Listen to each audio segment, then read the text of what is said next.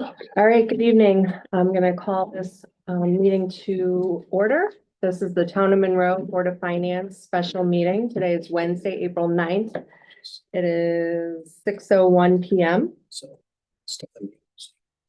I'm going to proceed with our roll call. So Catherine Stopper, Present. Steve Hirsch, Present. Nick Sentimentes, Present. Mark O'Donnell, Present. Samantha Spino. She on?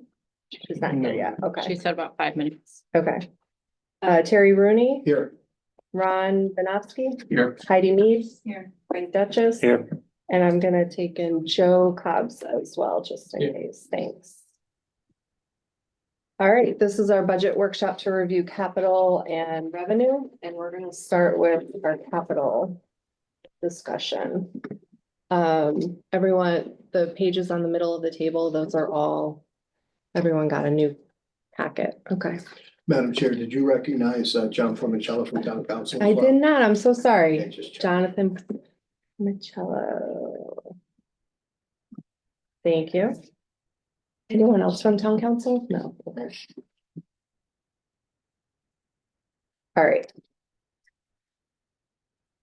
Okay, so I think in looking at this packet, we could just start with Board of Education. And let me just.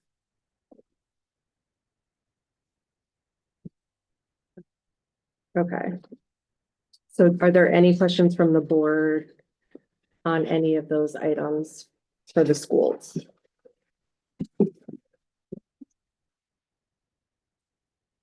So at Massac, there's fiber optic connections and it says grants other.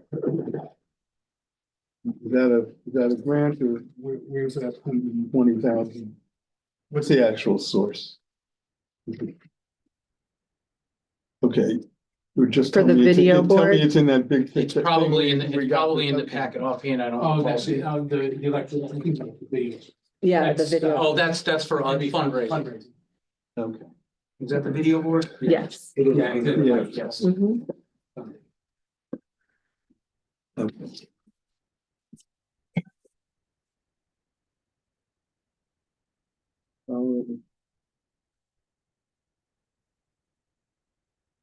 Really, is the bonding items. No, I don't have any questions on it. Okay. When I was looking at, so the projects that have already been approved, like the security cameras, the Mastic improvements, the roof, all of that, are those all still scheduled and ready to go? The roof is on hold a little bit only because I know Perfect. there's also talking about HVAC at Jockey Hollow, so. Yeah. What we wanna do is if we have to do the two together, it makes sense to combine. Okay. Just wanna put a roof up and then, then we dig to put, units up there if we need to. Yeah, because when they put the units in, they have to make it watertight, so it makes sense. Right, okay, All that flashing needs to go underneath that roof. okay. So for all of those items, there's no modifications that are needed. Everything, okay, all right, I just wanted to make sure, Yeah. just to be thorough, okay.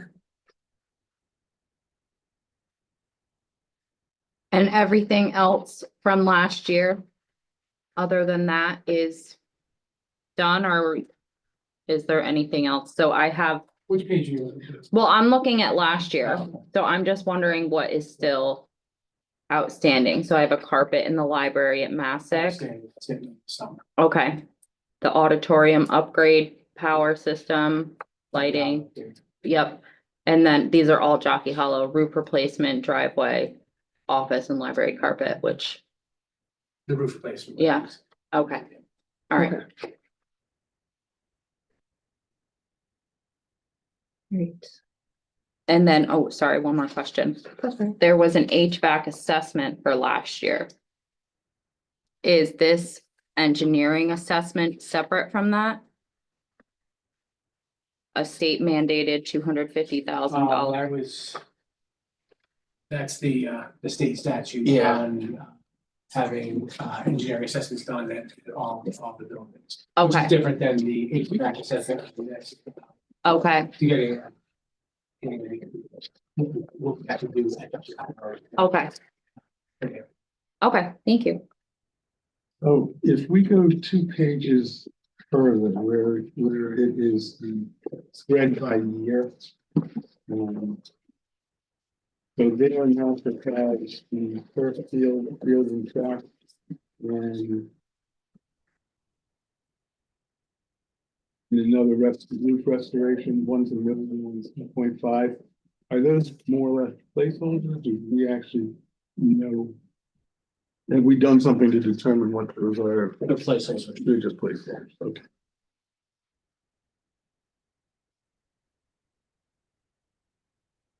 Runs in 26, 27. Yeah, well, that, I was looking out, but Yep. it had been raised and thought about as to when the track and field and when the turf field was due. So the answer is it's due in 26, 27. And then when I saw the dollars, I wondered whether that was anything more than a guesstimate at this point. Right. It's a placeholder, it's a guesstimate, okay. And I think we've already started some funding for that, Well, no, I think we gave back 50,000. Yeah, there's. for the Yeah, turf so, field. so about 5 years ago, the funding, there was, the funding for that stopped. We had a surplus that year. We came to the Board of Finance and said, we can fund it. We could put the money aside now to fund it in its Right. entirety. And the decision was made not to do it at that time. That's right. Right. But The- last September, we put 50,000 aside for it. Oh, that was just for, that was for, The rainstorm, when the rain washed out the, coconut. the, The infill, infill. the Yeah, yeah. infill. Right. Okay, But the money that had been in it that, didn't- the money that had been put away for the first couple of years into that, I'll call it reserve fund for the field. Yep. Didn't we take it out or zero that out? That It's, fund it's, has it's no not more money. completely zeroed out, but it did get reappropriated, I'm gonna say 5 years ago for other, I think it was for some, I have to go back, but I believe it was for, something in the cafeterias. I'm just assuming it's a trivial amount. It is, It it is. is like $18,000. Okay, so, Okay. so basically what we started, we never finished and we've used the bulk of it for something Well, else. and the other reality was it was 40,000 that was being put aside with the intent of replacing the turf for 400,000. That number Ms. Balloon. probably not a good number anymore. And also the track around the turf needs to be redone and it never incorporated those Yeah. funds. Okay. just for the record, Samantha Spino's with us, so thank you. I'm So sorry. kind. It was a lot of traffic from Westport. All right. So any other questions for Board of Ed? All right, And I just want to Sure. point out, you were correct. I have to make a correction on the system wide for the HVAC okay, to move everything into fiscal year 26 for 250,000. all right, that one line, right? Yep. Okay.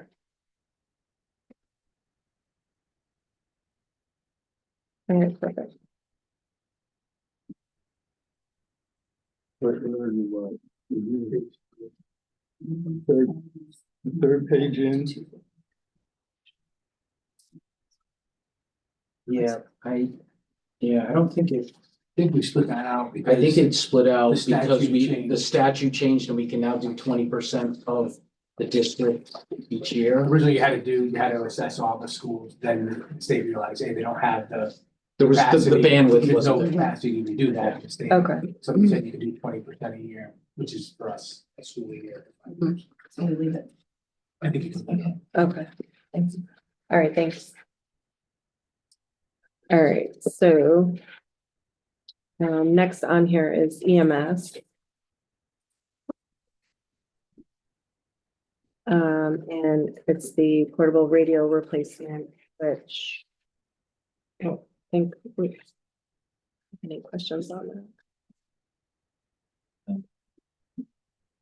The only thing, but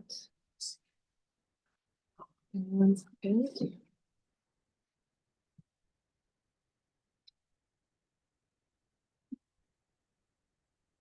Okay. What? Did you have a question, Ron, or no? Yeah, you could go ahead. Okay.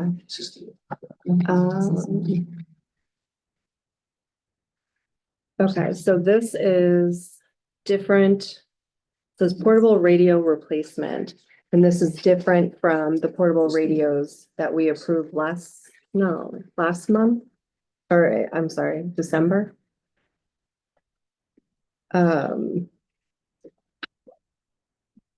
We approved 190,000.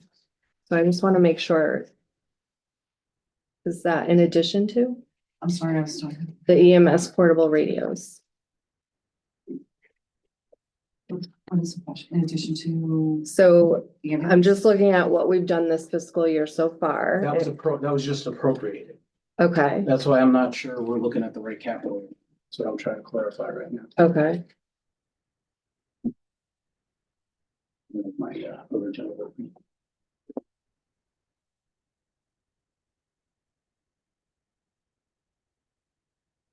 Okay, who did we take that 190 from? I'm pulling up the minutes right now. December 24th? Yeah, Might have pushed that December ahead. 19th. It was an appropriation for. That's right. We did push that forward. He wanted it, We did, right? yeah. Okay. So it's still in the budget. Fine, right? Yeah, but we don't need it. in We don't need bonding it for- here, though. No, We don't, I mean, we don't, because it's probably been appropriate, yeah. Yeah. I mean, it probably won't get done until, well, I think he's probably won't actually get purchased until next year, but I don't think we need it like that. Okay, Yeah, because it's an account where it will carry over, so. yeah. Okay, so this 100,000 for EMS can go away. I want to confirm, but Well, that's what I'm I checking. believe so. I just want to yes. make sure, We'll, okay, we'll confirm and make that change if you're in agreement with that. okay, Yeah, I mean, I would just simply say, if Yeah, the it thing we says, did is documented as such, then you all don't need us to tell you To to do take it. it away. Right. Just, I have the minutes. It says 190,000 for safety equipment, including but not limited to portable radios for EMS and a vehicle replacement for Stevenson. right. And to meet said appropriation and in lieu of tax therefore and bonding language. So that would be this. yeah, so that's been done. So, Or- and again, we can confirm, I think they weren't picked off, they were in last year's, I think they got pulled forward. Right, And hadn't been addressed, and they've since been addressed since this was originally prepared. So okay, I think both of those, I'll double check though, we'll confirm and have, for next week's meeting, we'll okay, have that confirmed. all right, thank you. And the grants and other on the new ambulance, is that all fundraising as well? The 225? That is not, that is not, so that gets appropriated in the budget, a piece of it gets appropriated every year. And then we Okay. purchase a new ambulance every 5 years or so, Okay, all right, so it's just, yeah, okay, rolling, yeah. all right. Yeah, there's a line item for adding. Okay. All right, that was the only thing I had a question on for EMS. Everybody else good? Mhm. Okay. And then moving on to fire department, so Monroe Fire. Okay, so the bonding for 10,000, 10 million, why do I keep saying that? 10 million is obviously not the right number now. We had the fire service here, they were talking about a number in the 5 million range. I don't know what the top is, but I certainly would, if they're talking 5 million-ish, and you maybe have some contingency, I would certainly drop this to at least 7 million, if not lower. I don't know where the quoting is on that for, So I mean, obviously, it's Purposes gonna of have to this? go off the bid. But the numbers that are coming in right now, So the building is a little under 5, but then there's also a situation where you have to bring the water in. So I think, If somebody I mean, said I would 400,000 or apply a something. 10% contingency. I mean, I think you'd probably be safe at 6 to 65, Okay, 6.5. 6.5 I million? think you'll be more than safe there, Okay, based on what I'm seeing. Now, it's still gotta go out to bid, right. but from what I'm hearing, we should be safe there. I think that's a reasonable number to Okay, carry, change the 10 million to 6.5 million.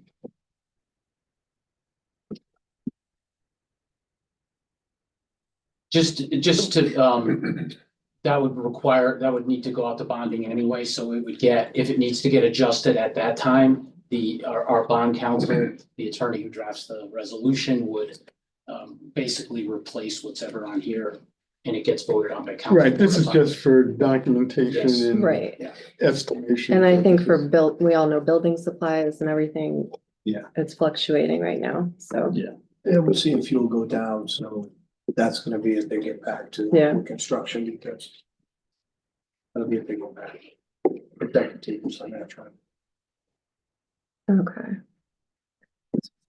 And they said they were good with the 1.9 for the ladder, so. No, that's it for me. okay, so I do have a question on that. This is, all right, so last year we did Monroe Fire, 3.2 million. We appropriated for fire apparatus. Is it the same? The 1.9, Yeah, it is not, No, okay. It's a This- completely different truck. yeah. Okay, We had 1.25 last year. For the ladder 77. Right, what do you mean? There were, 1.9. I'd have to go back and see what was authorized and I was. appropriated. There were three trucks which were approved last year. Okay, I'd have to go back to get. Want me to go Okay. grab it? sure. Let me go grab my detail. yeah, it's just-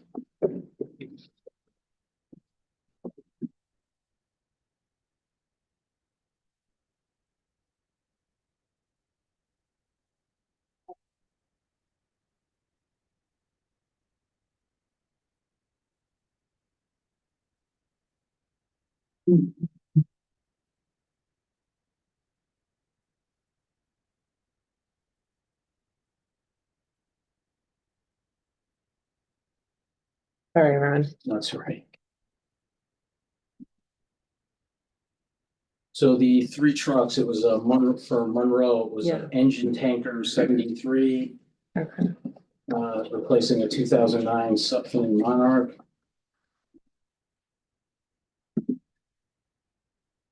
okay, Monroe engine tanker is 70, it was 75, and then a Stepney pumper 102. And the amounts were 1.2, 1.2, and 750,000, and then there was insurance costs on top of that. okay, all right, So that's what was authorized in. all right, thank you for those details.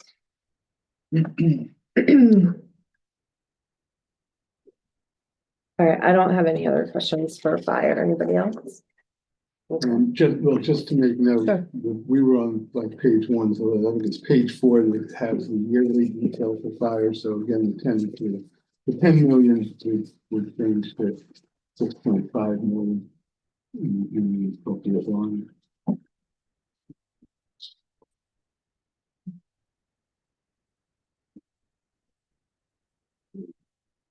It's the 4th page. Yeah, so Heidi, do you have those linked? Can you update, it'll update in both places? Okay, Just more for our use. yeah. Okay, all right, senior center doesn't have anything.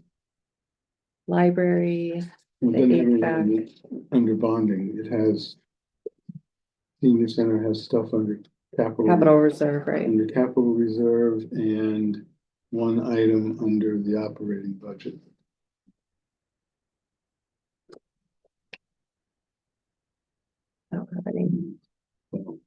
That looks like that 3981, is that year over year? The Eversource loan? Yeah, and I don't know where that stands. She was gonna do an LED project. I don't know. Yeah, so Eversource offers, they call it a loan to replace this. And the town doesn't typically get involved in loans, so we're privatizing that to a certain degree, changing the LEDs out on our own. The electrical companies, I know she was looking to get a bid. The electrical companies can offer the same discounts that Eversource offers if they put in for it, so the loan was not the best avenue for us, so. We have been, I talked to Nicole about that a couple weeks ago, so we are working on that, Bill Phillips, Public Works. And then we had a septic replacement last year for 250 at the senior center. Was that done? So that was originally covered in a grant. The septic, they're working on that. James DeMail, our town engineer, has to engineer some things. There's a multitude of little issues there, so that work hasn't been done, but I believe we're gonna get that work done this summer, the septic repair and things like that. But I don't remember what grant that was, but it was Yeah, it was nothing I was involved with, so I don't. yeah, it was in that area of 250, the grant. And some things changed, so Bill Holsworth was working on that language. I believe that might have even been, I don't know if that was a congressional grant. But it was definitely a grant. There was a grant. Okay, Yes. There is a grant, not was, there is a grant. Okay, Yes. all right. So just for my own knowledge, if that was in the bonding section last year and we got a grant instead, what does that mean for us? Do we have to do anything with that? I'm sorry, what was the? We're just not gonna bond for it if we get a grant. We just Correct. don't Correct. bond. Okay, correct. but nothing happened yet with it, with the No. bonding. Okay, all right, thank you. I mean, the one good thing is anything that goes to bonding has to come through us first. So Right. Yes, we- right.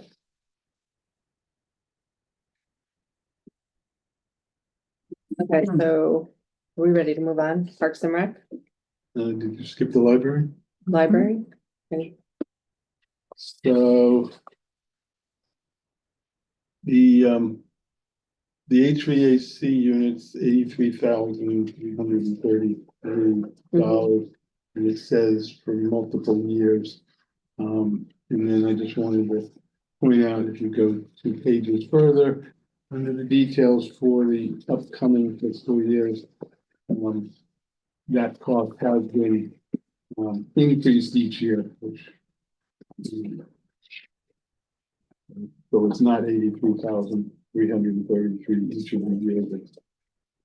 It accounts for increasing costs. Which is what it should. It looks like it's a 5% bump roughly. Yeah, Mhm. again, that makes perfectly good sense in the detail. Just want to make sure that it understood it wasn't really 2,000 per year. That's it. Okay. All right, Parks and Rec, the pool shade structure. This is in addition to the pavilion that was recently added, right? I believe so. Okay, So the pool shade structure, that's the structure that's within the pool area. yeah, Within the fence? Yeah, okay, it was damaged by the storm. okay. Do we get any FEMA money for that? We did get FEMA money. I don't know if that was included, but they did make a list of everything that we had. I don't know, Joe, did your field get covered by FEMA too? It did not. It did not. Okay. Hmm. We actually did, just. Well, I know we FEMA got money some back. back. Yeah, You mentioned we got a check. yeah. We got plenty. Okay, I'd have to ask Deanna to see if that was included because everything that we had was put on one big giant list and sent off to. Just curious whether they're gonna replace it. So. all right, and I noticed like yellow highlighting. Is that something that's submitted or? So, And the first selectman, I want to speak to it, but we added to, under park improvements on page 1 and then on page 2, public building improvements, those are both to utilize the LoSiP grant that we received. So the LoSiP grant changed from a reimbursement grant to now they pre-fund us basically starting with this fiscal year. So this would be utilizing this year's appropriation and next year's appropriation. And specifics on what the first selectman was looking at tackling out at the parks and well, it was a combination of you and the director of public works. Yeah, so I mean, LoSiP, we have the opportunity to use that within our parks and we do have some dollars for that. The goal is I definitely want to clean up that guard shack coming into the lake. We have a drainage problem there. The shack is old. That's something maybe we can even pick off this year. You know, we were talking about that. As well as the pool house when you know, up on the upper level of Wolf Park. The patio is kind of falling apart. The railings need to be redone. That whole building needs a little bit of a facelift. I mean, my goal in the next couple of years, I definitely want to clean up those park buildings, get some things, you know, cleaned up, refresh the park stuff. So, you know, that'll help. Significantly. So what was the total, 2 questions, what was the total amount of LoSiP that we get? So now? each year it's 200, it's 203. Literally that same number. 076. It is. Okay. And like you discussed with the state wanting us to use all of our town aid road money and not carry anything over, do they have the same kind of, since they're now giving it to us up front? You know, where again, they say you have to spend it? yeah, yes, I think there's That's kind of that correct. implied. I think that's a fair way to say it. No, like official time limit is what you're saying, just kind of like okay. But they want an accounting for it and, you know, how are you using it? How much are you carrying? And just out of curiosity, if that's the grant money amount and that, like, why would it be?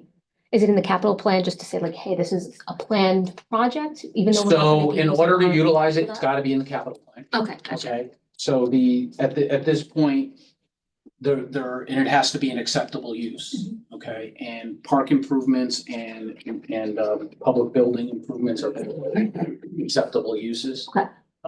The thought was to utilize a chunk of it here Mhm. on this campus, whether it was library related, town hall related. I think you could probably make, you know, and grounds, because I think I think one of the things that Chris Nowacki wanted to utilize it for was the sidewalks on the campus here. Okay. Yeah. Among other things, gutters, which I think you know, there's some issues with the gutters. Is he planning to redo the sidewalks?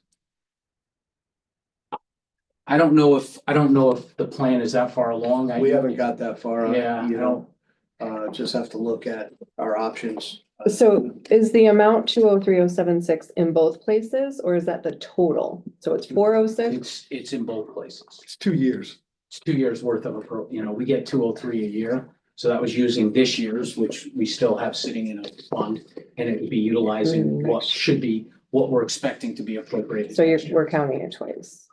Okay, It's 2 different appropriations. right. 203, so it's a Okay. total of 406. Okay.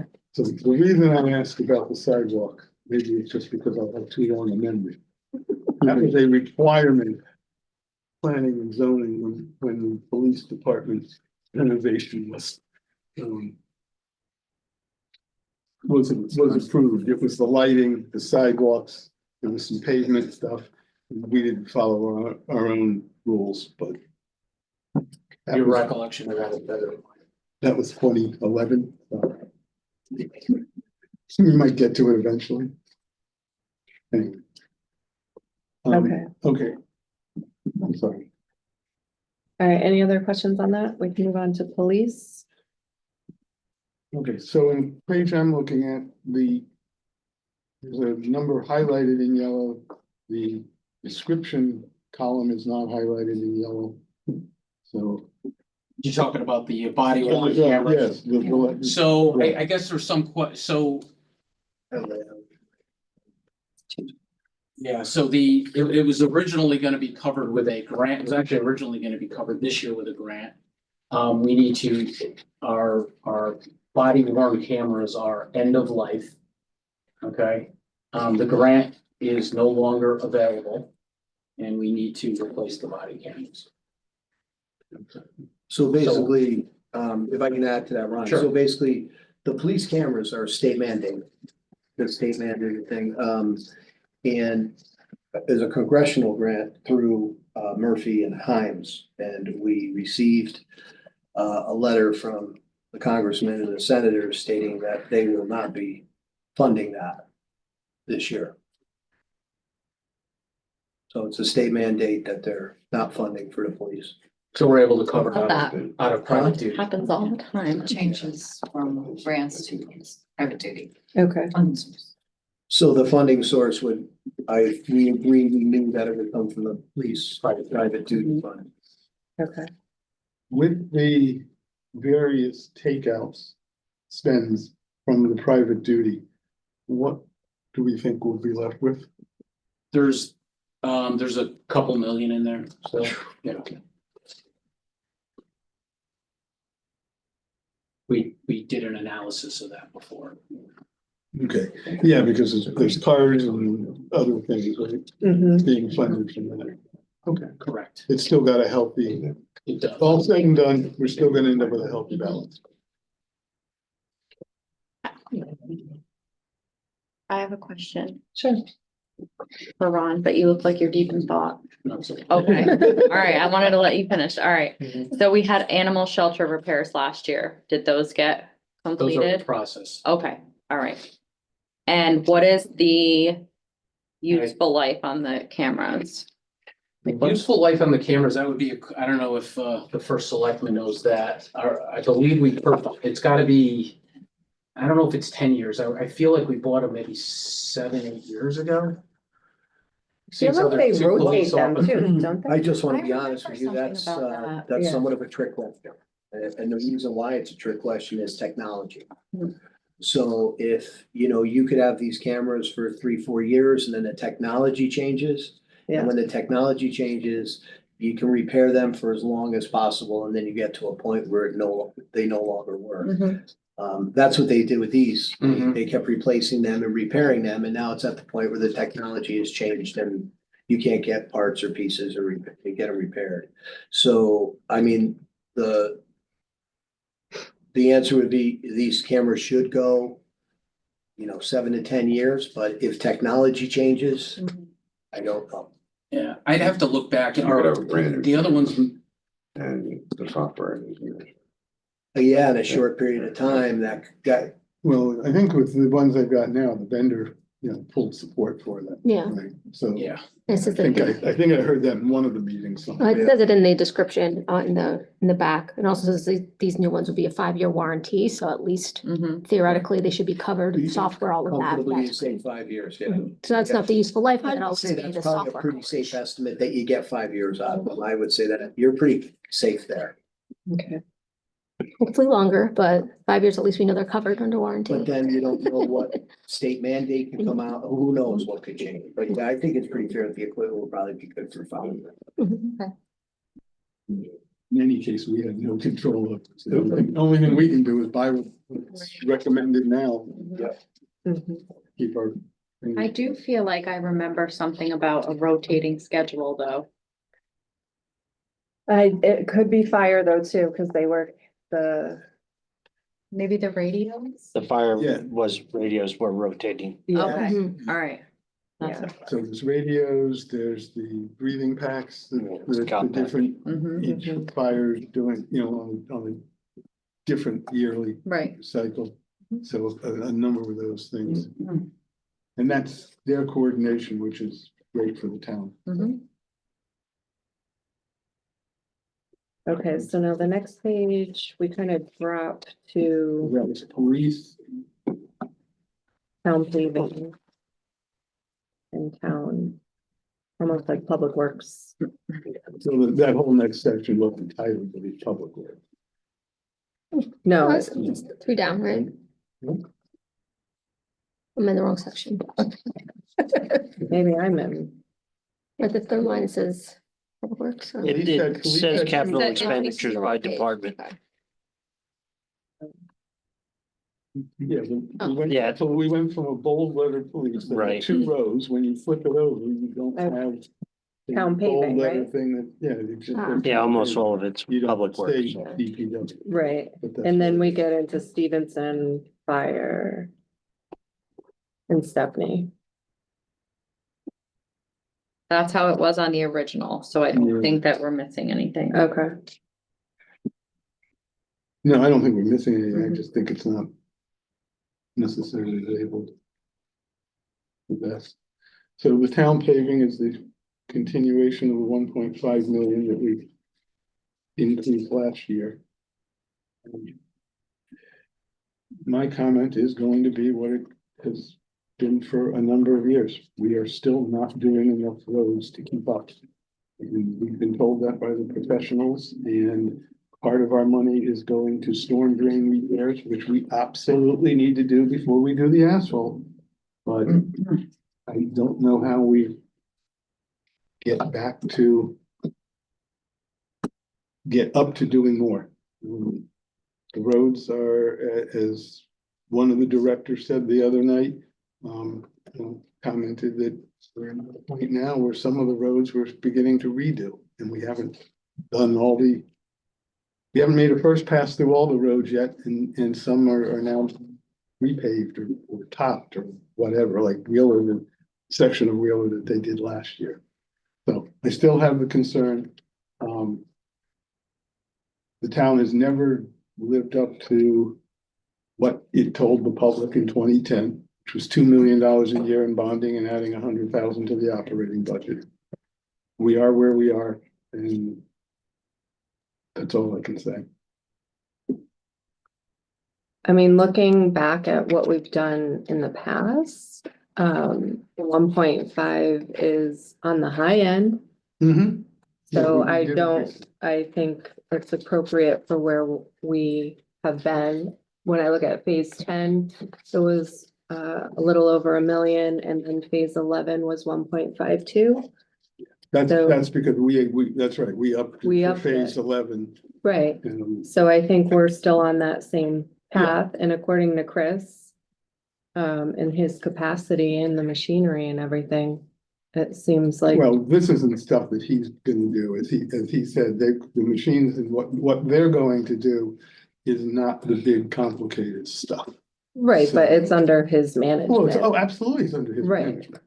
But, you know, if they had the roads ready to go, and you had more money, and you could hire a contractor to do more miles, you could theoretically make a better dent. Well, I mean, just because I drive these roads all the time and the mileage of my truck and my fuel expenses show that.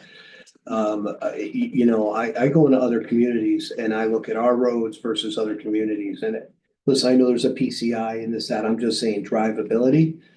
I think Monroe's in better shape than surrounding communities. I mean, I know this has nothing to do with Monroe, but I just want to share this experience that I had.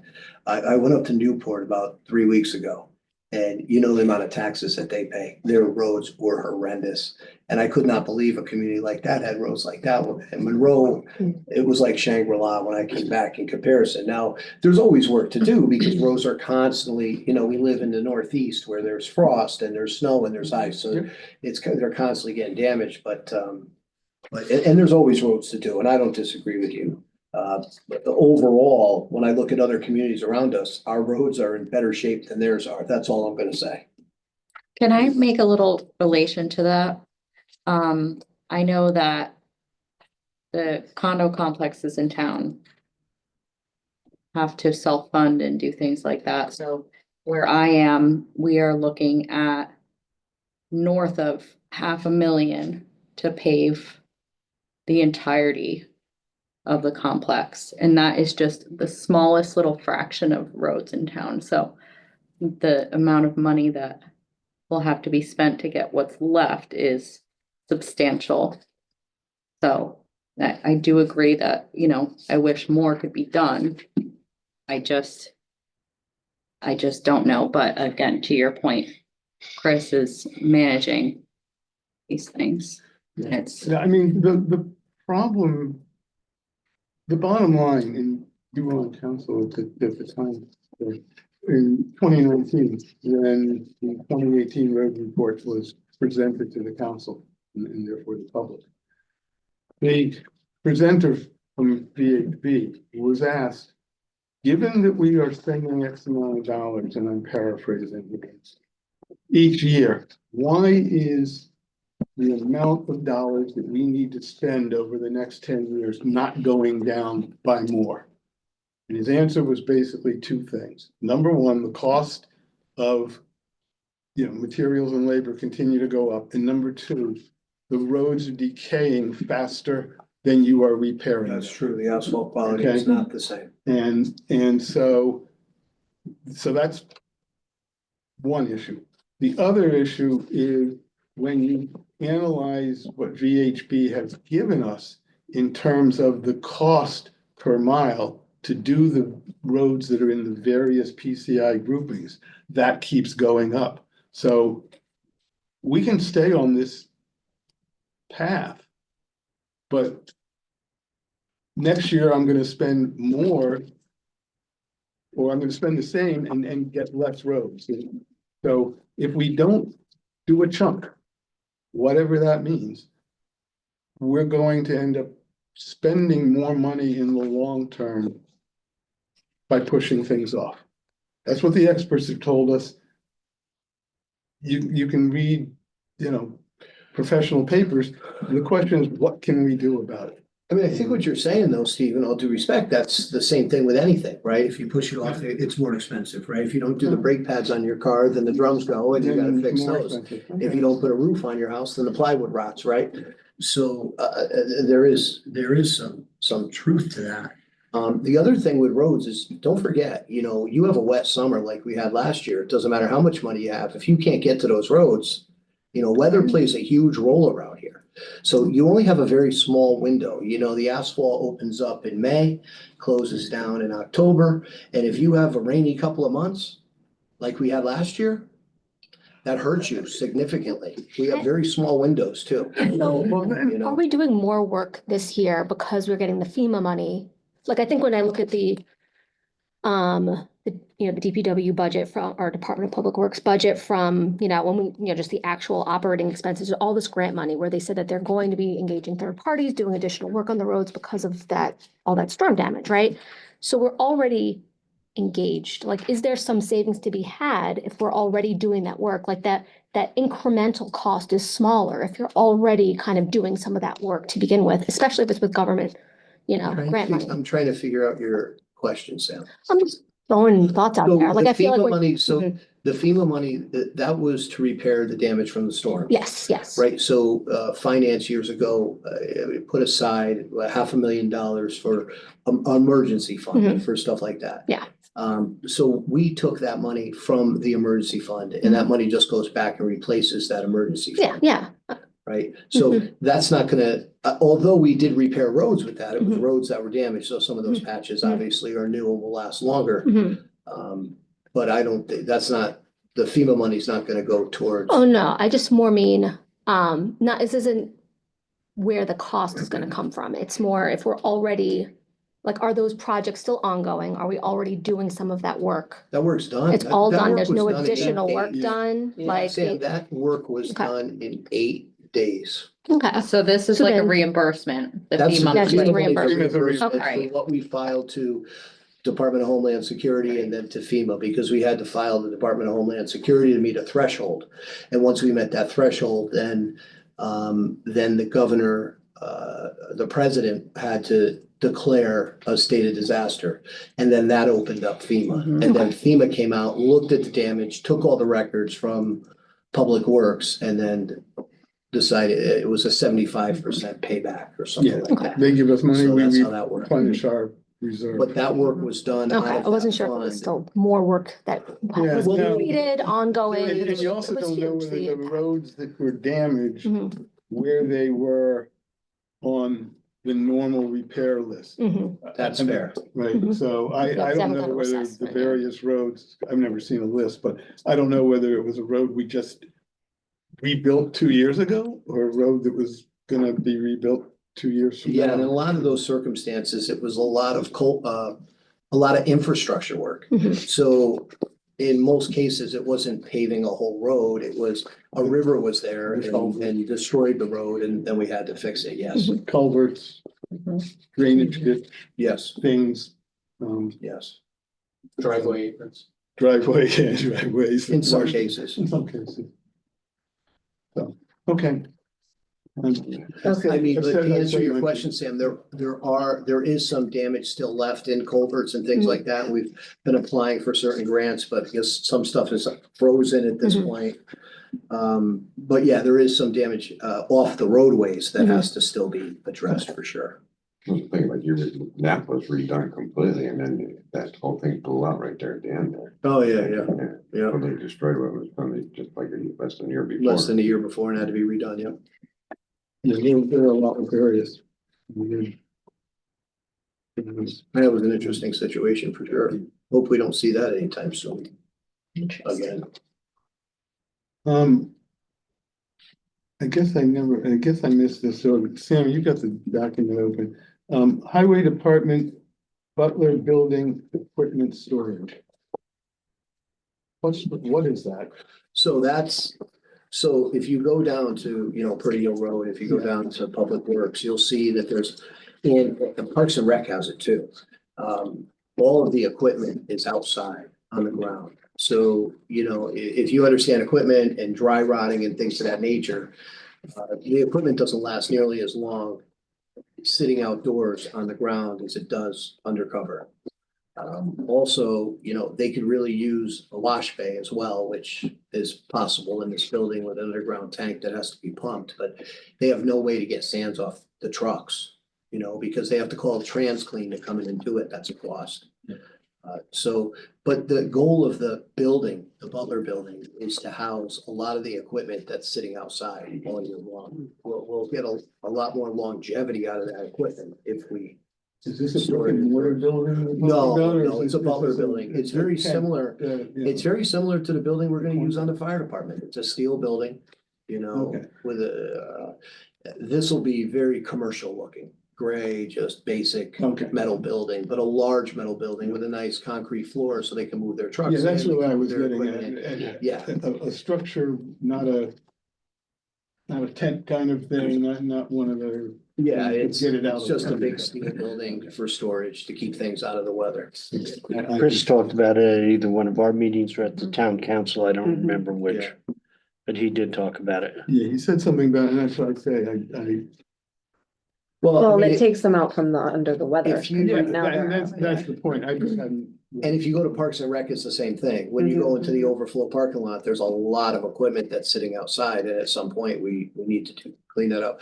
Once again, the equipment just lasts longer when it's out of the weather. And you can maintain it better, organize it better, it's. Is vandalism and Don't theft get a real cracked, the issue? paint doesn't fit. Exactly, there's just a lot. Oh, no debate. It's the difference I'm sure between a it's car you not put in the no issue. garage or a car that you leave outside. There's a big difference on how they age 20 years later, Well, then we need cameras. versus five. Yes. I mean, I feel like there was, I don't know, I definitely saw cameras somewhere in here, but in budget. On the county roads, I'm assuming that when we keep talking about taking it down to zero or close to zero, that 1.147, the third line down is a good chunk of that. Correct, Ron? What was that, Steve? I apologize. The 1.147 is a large chunk of taking the town aid road to zero. Okay. Yes, correct.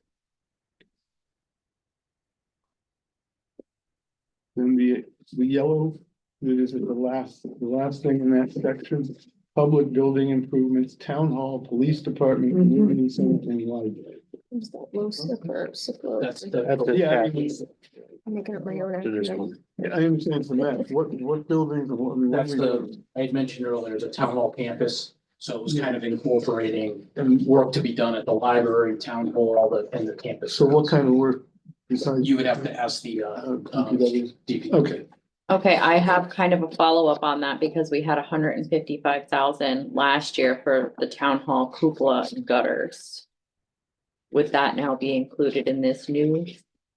Yeah, I don't know if anything, Nothing was done. I don't know if anything was done on, Okay, I don't think there was any action taken. on that. okay, You know, I think, you know, with some of these projects, they got put on the back burner when we had the floods. You know, like I've said many times, it was 4 months of our lives that we'll never get back. So a lot of things that we probably would have got on top of. so it's sitting in this year's budget, the year we're currently in, to do those pieces of work.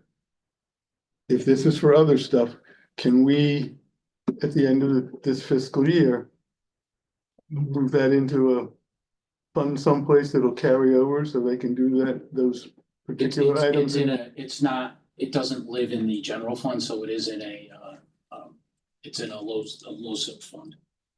So that money will. So we can do the cupola when we're ready. Oh, yeah, I'm Yeah, sorry, I thought you were talking about. No, the that's what I'm 12. saying, no. so the things that weren't done, It's what sitting in we our have budget right now. allocated, right, so what Forget we those. have allocated last year for Do this you current. have fiscal- last year's capital? I don't have it. Yeah, I have it right in Anyone front have of me. Depends on one. So. So just like what's left on the projects to be done that we had in last year's capital budget? Can we take that and put it somewhere and earmark it? Last year's capital budget is this year's. That's what I mean. Right, you and I are in sync, that's what I'm asking for. Yeah. Yes. Okay. So of all of these different items, 15. by the end of this fiscal year, if X, Y, and Z are not done, can we get those totals and then earmark them? Right? But I think we only have a certain amount of time. Well, no, this is bonding. Never mind. Yeah, so It's possible that some of those projects we may have been looking to use LoSiP funds for that and it never got used. So yeah, I think I don't recall. at least What the between ones, the Heidi's two- gonna go back and look at the PCR form that was submitted last year by DPW for that 115. I think at least between us, or the two of us, and I'm assuming maybe some other people, but I don't want to speak for them. If we plan to do something and it didn't get done for perfectly legitimate reasons, I'd like to capture that money if we can, so that the projects can get completed. The issue is making sure we get projects that we said we wanted to do or needed to be done. We need to get them completed. And once they are complete, if we can check those off our list. Right. I'm seeing some nodding heads.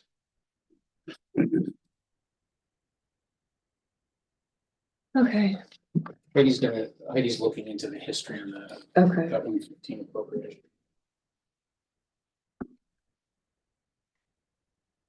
What, Terry, I have a question regarding public buildings. That was last year's capital. Next Oh, no. door, the community center, So, right? the work that needs to be done there with the wall and stuff. Is that in the current bonding that we did for the community center? Or is that another cost that's coming forward? There was money put aside for that. That's what we Going put back. aside. Phase Yeah, 1, 2, and so there 3. was I believe $3 million put aside for the purchase and for that phase Right, one. of the repair. bonding we did last year for that covers that. Right. I don't think we bonded. We for did that. not bond for it. No. was No, signed we fund took it out of It's the, not fund balance. Right, took it right, out of right, fund right, balance. right.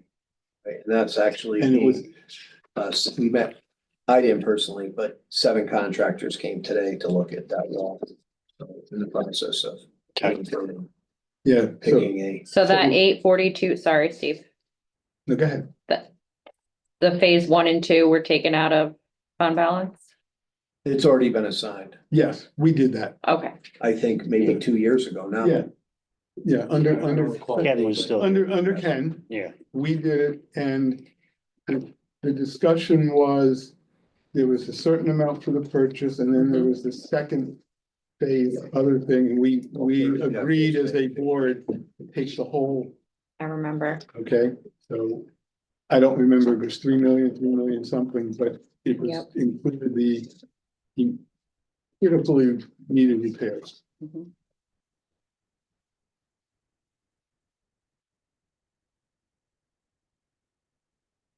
Now, I don't know where we stand on all the other pieces that needed to be done, like the relocation of the septic system, which triggers a different piece of the contract.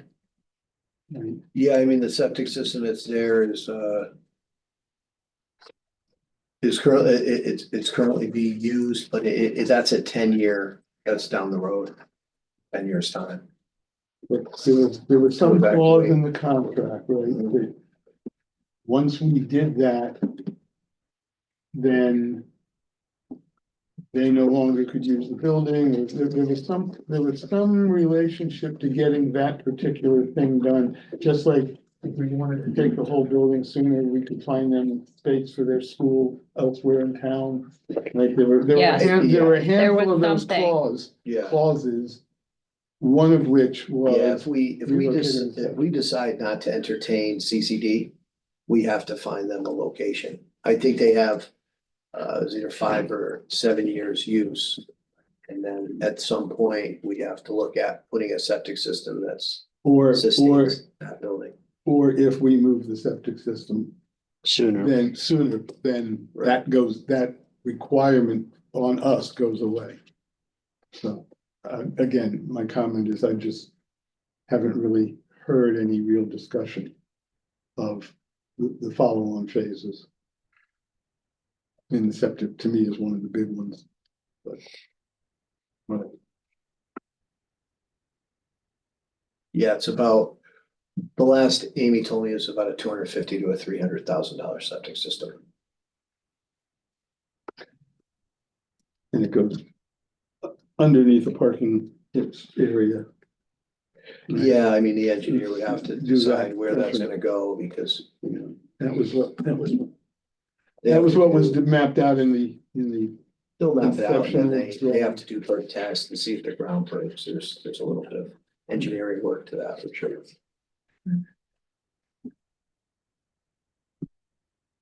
Are you still checking on some? Yeah, she's.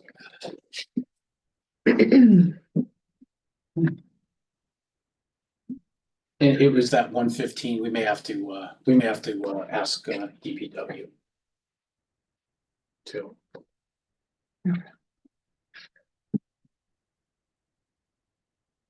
And there was a storage. So we talked about the Butler building going in there.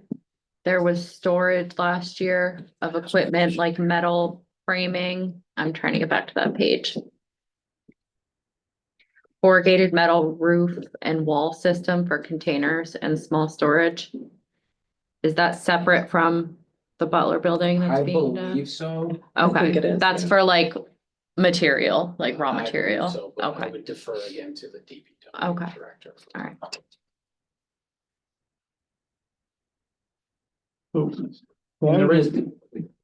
There is some work being done down at the garage right now. Mhm. I mean, there's the animal shelter, but there is also, I think they're doing some work on the,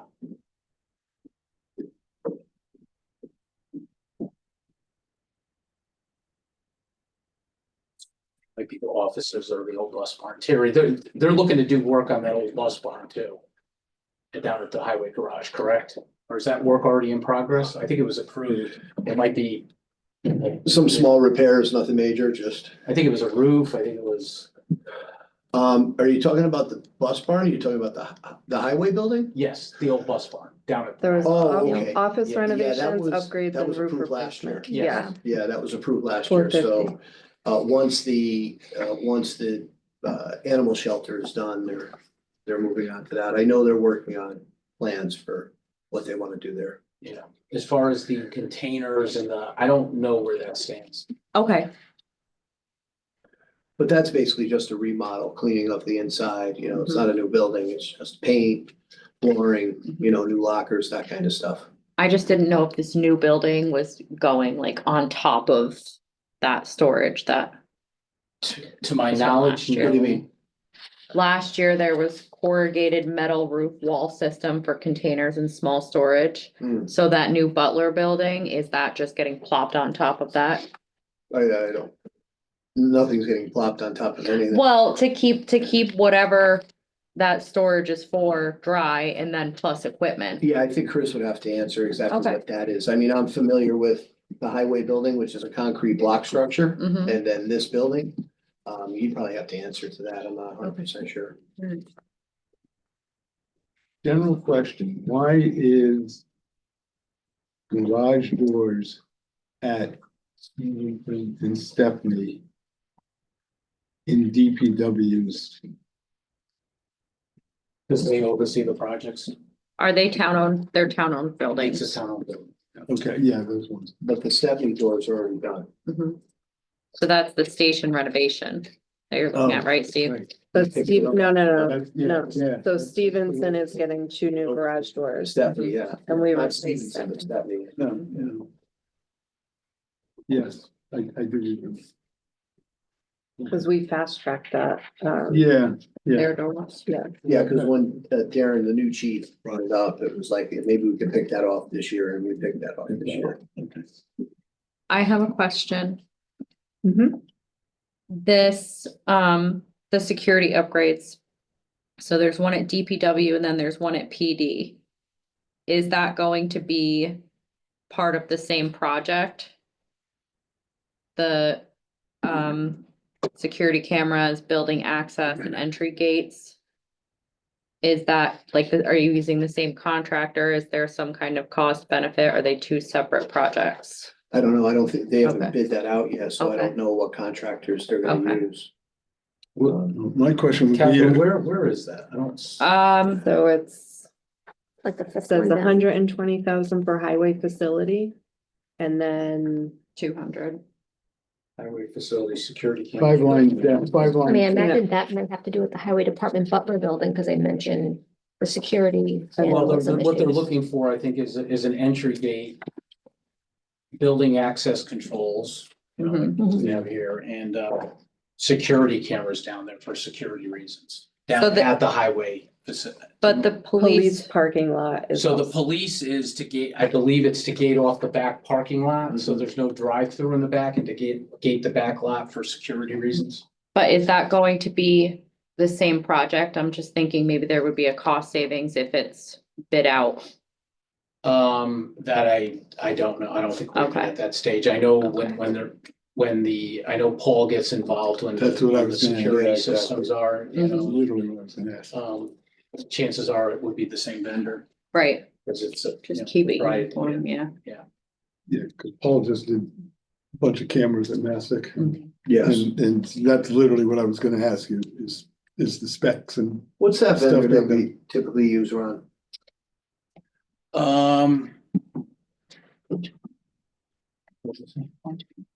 No, that's really not constant. you talking about the exterior cameras? Yeah, Yeah, Joe, you know? I, He- was it he- Vigilant? A Vigilon Alta. It's good.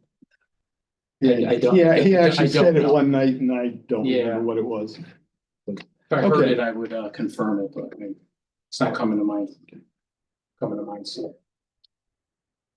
Well, if cameras are being coordinated through him, then I would feel pretty good that it'll be one bid and stuff, whether he'll handle gates, I don't know, but he's certainly got the knowledge to do stuff.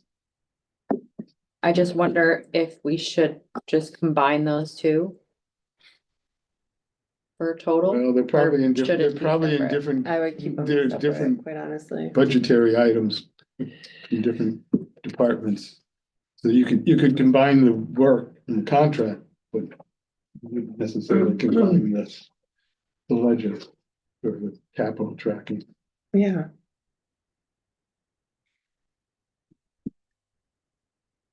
I mean, I wouldn't object, but if we're trying to see how much we're spending per entity, Mhm, keeping them separate in a accounting system is probably a good idea. right. I do agree. I just wonder if there would be a savings if it was bid out together, and then would it be more difficult to separate it at the end of the day? No, But- because they can invoice. Yeah, they can. Anyway, invoice it, on and when, billing. or when it gets over to Heidi and stuff, they can mark down which go in which account. Mhm. Right. So I think the key is to have Paul, Paul do it and make sure that, or suggest to whomever, Mhm. that it be done as one bid. Cause I do think you're right. Contractor coming out and doing. And they would use the same hardware and, Mhm. same lock systems and. Yeah. Maybe they get like a bulk purchase, yeah. I know I've asked that a lot before in the past, and they do Okay. take a lot of that into consideration when they're sourcing things.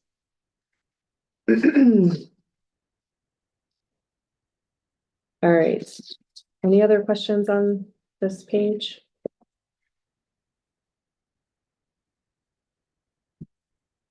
No.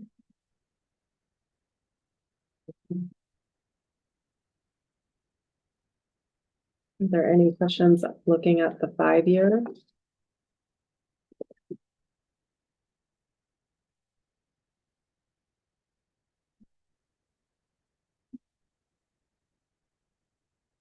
I just make a blanket statement, because I know there's been some, and Joe, you can either confirm what I'm saying or not.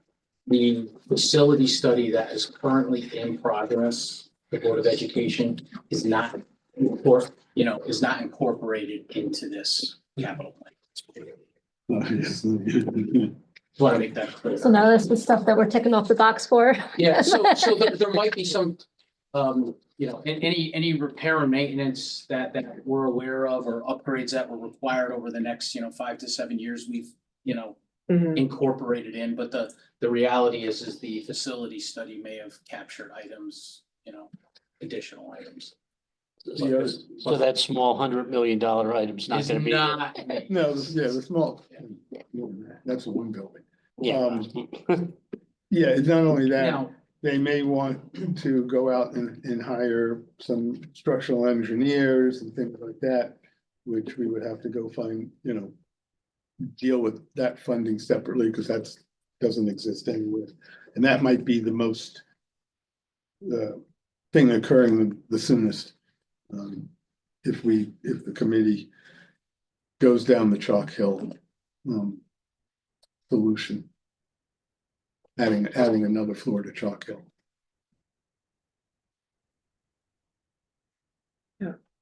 sorry, I just wanted to make that. Yeah, no, That's a good fair. point. I mean, a couple of us are on the committee and know that, but no, it's a good point.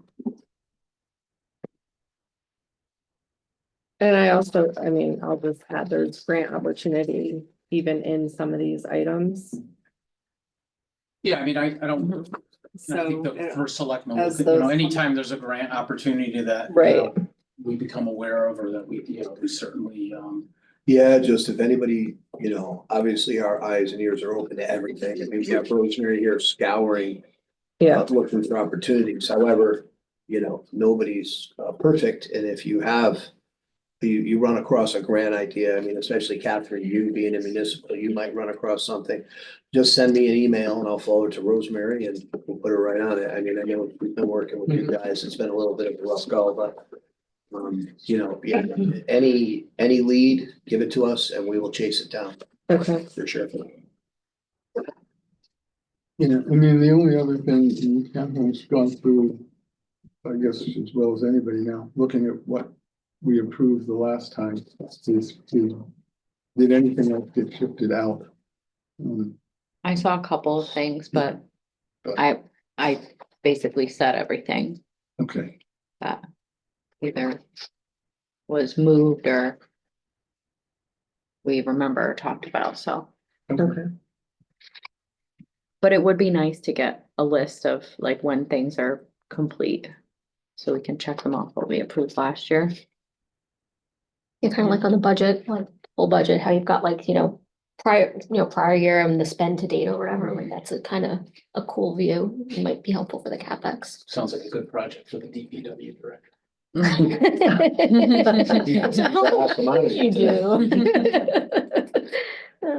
Well, he gets to brag about all the roads you repaved, right? So. All right, sounds good.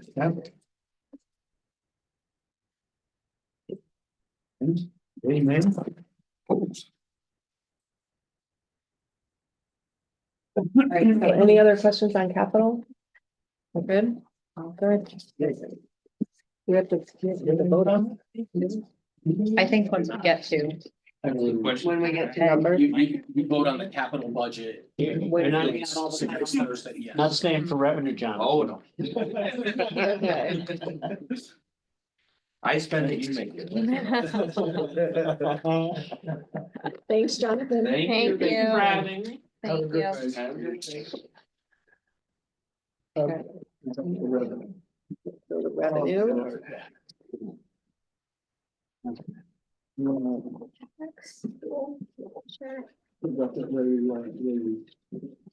I'm sorry, Steve. Where are you? Where are you?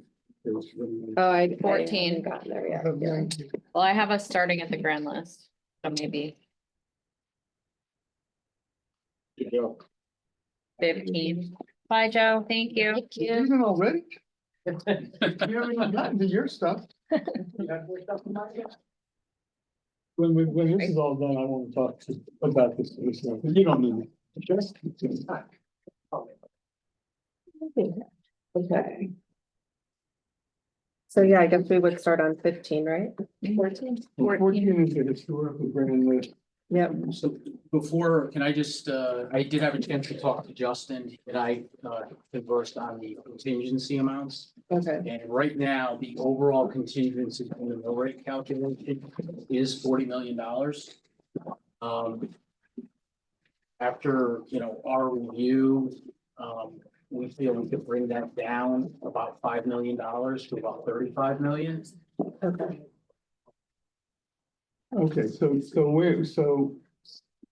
Wait. you're making reference to it, you're Page talking about 17. 17, The 25 and the 15. yes. Correct, Ron?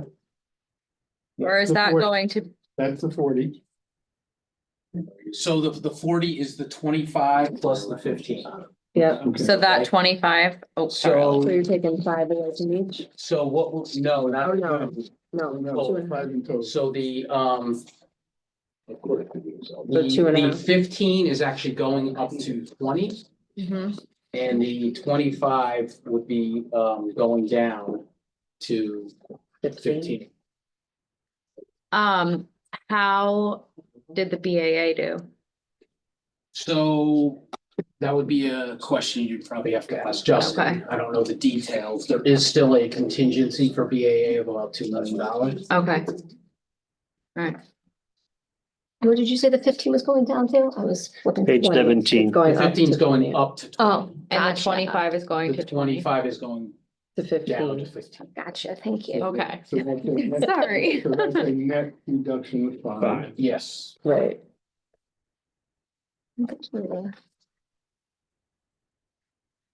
So, and again, there's more exposure this year than usual because it was a reval year. Yeah. We go years apart. I think Catherine can probably confirm it. I'm starting mine. That's fun.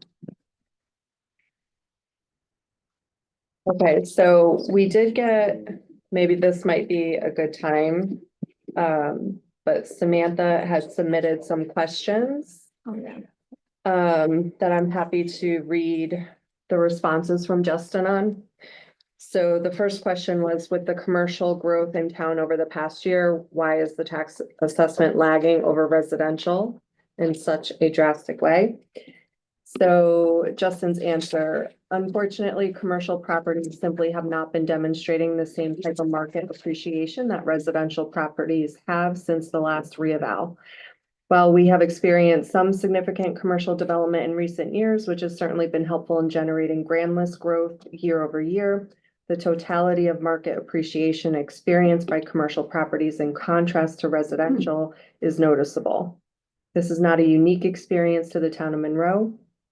I had inquired about this to other municipalities on a similar revaluation schedule and was told that most were experiencing an 8 to 15% increase in their commercial grand list. So relative to other municipalities, Monroe appears to have performed on the higher end. Please note that commercial projects that were completed prior to 10/1/2024 assessment date were largely already included in the grand list. I definitely went down that rabbit hole. Every time I'm like, I know this property. Let's see what that was. So, yeah, that was a fun Sunday. Well, we're starting. Well, because then you look at one, you're like, well, what about this property? What about that one? Yeah, because I'm a loser like that, but it's fine. All right, the second question was, why are we shifting the value from residential to commercial in this fiscal year? What has changed so drastically from prior reevaluation period?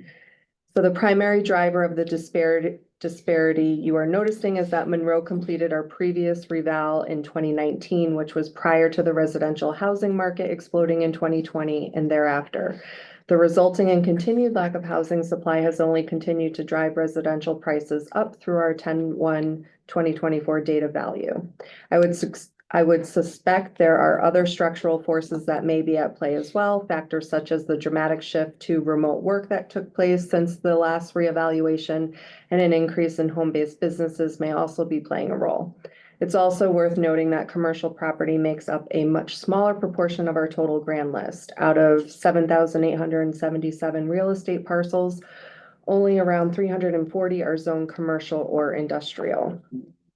If residential values had stayed relatively flat, as was the case during the 2019 reevaluation, I suspect a 16% increase in commercial may be viewed a bit differently. However, even if commercial had performed on par percentage-wise with residential, which of course would still be great, the dollar for dollar impact would still pale in comparison. So, and then we had one more question. It's a mouthful response. That's okay. That's fine. That's good. Yeah. Detailed. Most importantly, how are commercial assessments determined? I saw a very low increase in existing commercial property assessments relative to the increase in new or renovated residential property assessments. And so this one is all real estate assessments, both commercial and residential, are based on a property's fair market value as of the 10/1/2024 assessment date. Prior to the reeval, our valuation model was based on 10/1/2019 market conditions. There are generally three accepted approaches to value that we utilize. The cost approach, which is replacement cost, new less depreciation. Then the sales comparison approach and the income approach. For residential property, we primarily rely on the sales comparison approach to develop residential property values. For commercial properties, we rely primarily on both the income approach and the sales comparison approach. Generally, there are fewer qualified sales of commercial properties to work with, and they may also have a bit more variation in the characteristics that influence value.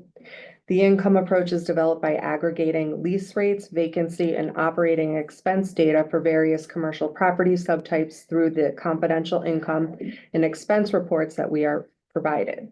We use this data to generate base market lease rates and expense ratios for various property subtypes. These base market inputs can be further refined based on the specific characteristics or circumstances of any individual property. Once that has been worked out, an appropriate market capitalization rate is applied for that property type. Essentially, the net operating income divided by the cap rate is what ultimately gives us our fair market value indication. The driving theory is that any potential buyer of an income generating property is going to be looking at it from an investment standpoint and would be taking the potential income stream into consideration. This methodology has been repeatedly substantiated by the courts. It may also be worth mentioning that in order to ensure equity, we have to meet certain statistical standards that measure both the level and uniformity of all our assessments against our qualified sales data in order for the reevaluation to be certified by the state. We are well within all those parameters. Oh, that makes sense to me. I mean, I have to do the RPIE reports for my clients. So I'm definitely familiar with that approach and all of that. I just wasn't kind of connected how it all came together. So yeah. Okay. Yeah, It was super helpful, honestly. very thorough in his response. Yeah. Good questions and good answers. Yeah. So this will be incorporated into our minutes now. Thank you. You're welcome, guys. Thank you so much. And A thanks. nice little lesson. I appreciate it. Okay. So I guess, so you said there was a change, any other change to the grand list from what's here? So, I have not gotten an updated grand list. After talking with Justin, the changes in the grand list at this point in time are, he hasn't had a chance to put in a lot of the BAA adjustments. Okay, Okay, so, they'll, if they're not incorporated in, again, the grand list, the mill rate technically doesn't get set until after the budget after, gets passed. yeah. So, usually that, So these will fluctuate a little bit. yeah, I don't think they're gonna be material fluctuations. Okay. We've captured anything, any material adjustments within the contingency. Okay, So, and this contingency also includes the Board of Finance contingency It that's does not. required by charter? It No. does not. That's So just that the has to be- contingency in the calculation, in you calculating the mill rate, that's a contingency on the grand list Okay, because of pending lawsuits, let me just make that. statutory adjustments, I think Catherine could probably. That's assessment dollars, Yes, not tax it's dollars, assessment dollars. right? Yes. Okay, around, there, last I heard, there was something like 150 or 175 appeals. Do you know? if that- I'm not aware of that.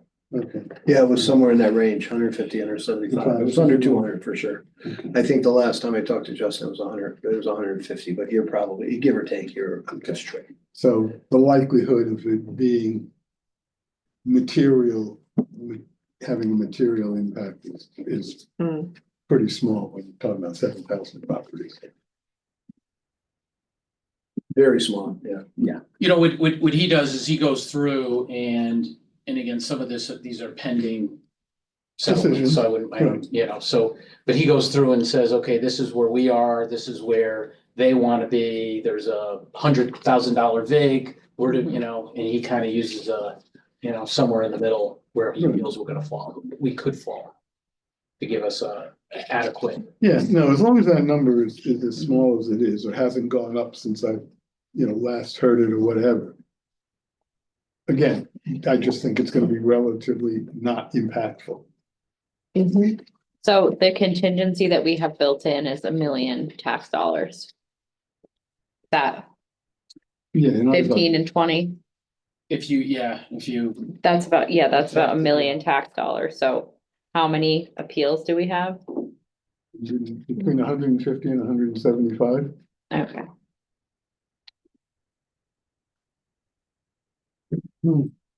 So let's say all of those get a change. That's about 5,700 drop. so just. Not give me- all of those will get a change. Yeah, so the 20,000 is for the elderly tax relief program, so that's, let's put that 20,000 aside, that's it went from 15 to 20 after what.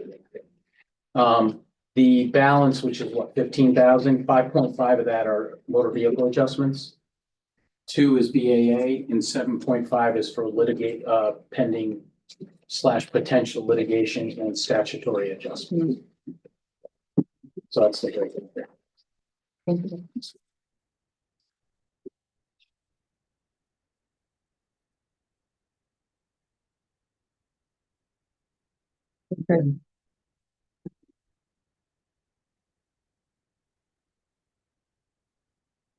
We're good to move on?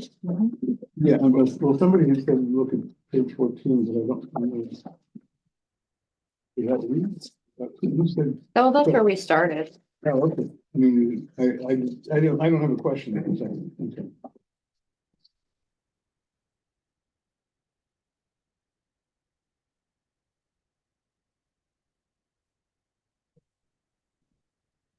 I assume we're at page 19.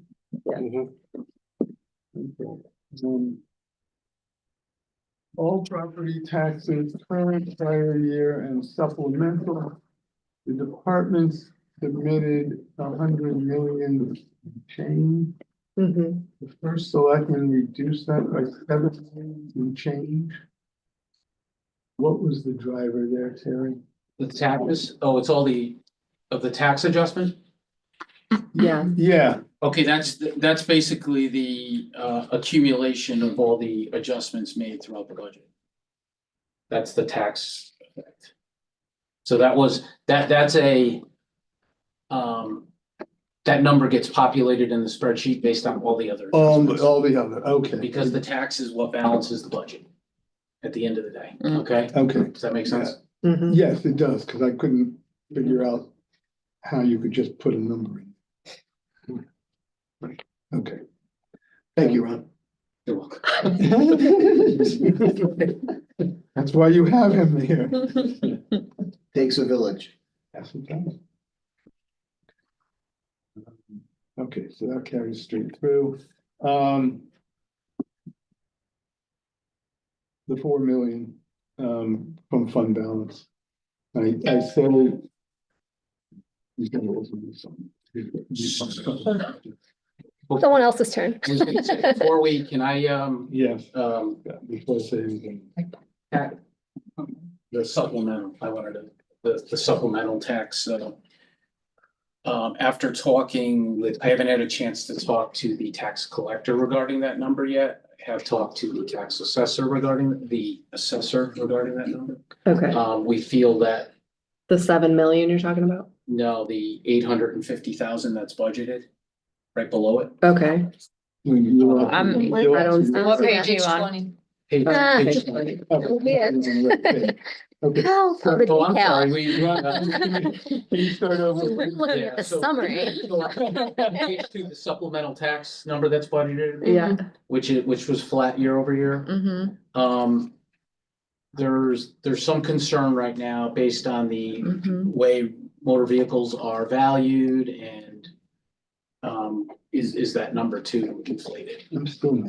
It is, Yeah, you I'm can not see even- our actuals for the I'm current lost. year are a little Second over $1 line. million. Page 20. What page? But Page we're- 20. Tax page levy 20, supplement. second line. Okay, thank you.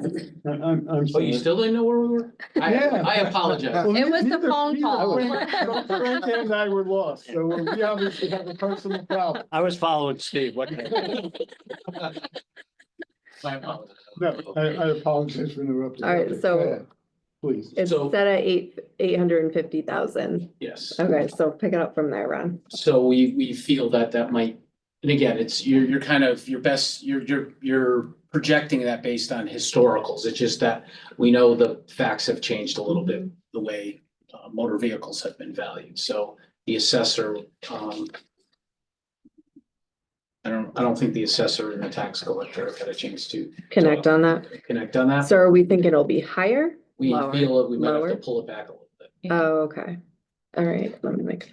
And I think Catherine, it makes sense. Do you want me to explain the change? Certainly could. I would love to. So basically, as it stands right now for the 2023 grand list, cars are valued at 70% of fair market as of October 1 of any given year. For the 24 going forward, cars are valued based on the MSRP and then set on a depreciation schedule up until 20 years, where it bottoms out at a 15% of the MSRP, and then it can't go below $500. So the average drop in motor vehicle grand lists across the state was like 13.5% because And of this. I believe we were right there. Yeah. Yep. Yeah. Yep. I just read an article that said that the legislature Mhm. changed the law Mm. to allow the depreciation schedule to start at 90% of the value. Mhm. It had been something, then it was up to 85 or Mm-hmm. something, but that the town could pick the number. So I don't know, I don't think We have not Monroe's elected. doing that, no. So if we haven't elected, is it defaulting now to the most recent state statute that was just recently passed, which is starting at a 90%? No, it would have been whatever the original statutory depreciation schedule was. Okay, 'cause again, the article, and I literally just read it, a part of it today was, and they interviewed people from other towns. It was to help the towns deal with shortfalls caused by the change in the law that you just described. So my thought was, did we pick something? What are we operating under? What's the effect? And that's literally all I know about it. Yeah, I do know if we elected to do that, it Mhm. would have made the burden on real Mhm. estate more. Yeah. Yeah, because that's right, if you, I Because you guess would have that's lowered, right, yeah. yeah. I think motor vehicle taxes are, they will be going down. So that explained why the value of my automobiles went up when I called the assessor's office without knowing that this had taken place. It's the first year that Oh. my automobile values went up Mhm. because the state changed Mhm. the benchmark. So it wasn't fair, so fair market Right. was less than Less than- what the depreciation hit Yeah. on your So MSRP. when you go to the MSRP table, Mhm. you end up, and then depreciate from that, you end up, for me, ended up being higher. And I literally was going to call tomorrow to ask, because I went back and pulled my tax form and they're like, this doesn't make sense to me. Well, and I you was wouldn't like, have your, I don't think, do you have your? Well, I called. Oh, okay. I had called Okay. a number of weeks ago and I said, what is the value of my two automobiles? Right now, so that I could plug it into a formula that allowed me to see what my total tax impact was gonna be at various mill rates. So it wasn't until I went and looked at, because I capture what I pay in tax each year, not what the value of my vehicle was. So I literally went back to the bill Mhm. and I said, my car went up, both cars went up in value. That's why. Interesting. So in theory, My tax still went down at a 28.61 mils. Mhm. But The again, value went up. the value went up slightly. Yeah, I would have thought they would have been capturing more from cars just because we're not getting maxed out, right? And there's that mill rate cap that we're no longer exceeding, but it's good to Well, know. the mill rate cap last year was 32. We're now applying 28.61, Yeah. so we are, Yeah, citizens are benefiting from that portion of the tax. Right, because because our mill rates are down. Mhm. Mhm. If we had a town where the mill rate went up, then there's a whole nother issue that kicks in apparently. If you're above the 32, but Mhm. we're not. Is there a ballpark run of how much that's gonna be adjusted? When they said 13.5%, maybe? Yeah, so here's the thing, if you look at our actuals, there's a couple of things going on. If you look at our actuals for the current year, we're over 1 million, so if you reduce that down by 13%, we come close to where we are right now, 850. The only other thing we don't know is dare I say tariffs, are those gonna impact new car purchases? I don't know, but it might not impact used car purchases, it's just there's things in fluctuation, and everything may settle in a month or two anyway, so we don't know where we stand, so we just, after discussing it with the assessor, he felt pulling it back 150 might be the prudent thing. Wow. Early signs show cost of cars increasing by 10 grand. MSRP or market? Oh, good question. I think MSRP. Well, I would think say. what But you're it talking depends about on the the brand. sales price, Right, which could impede the purchasing of new cars. right. Unless those, But the Don't. sale price could be higher than the MSRP and that's like, the sales price That could happened be. through COVID.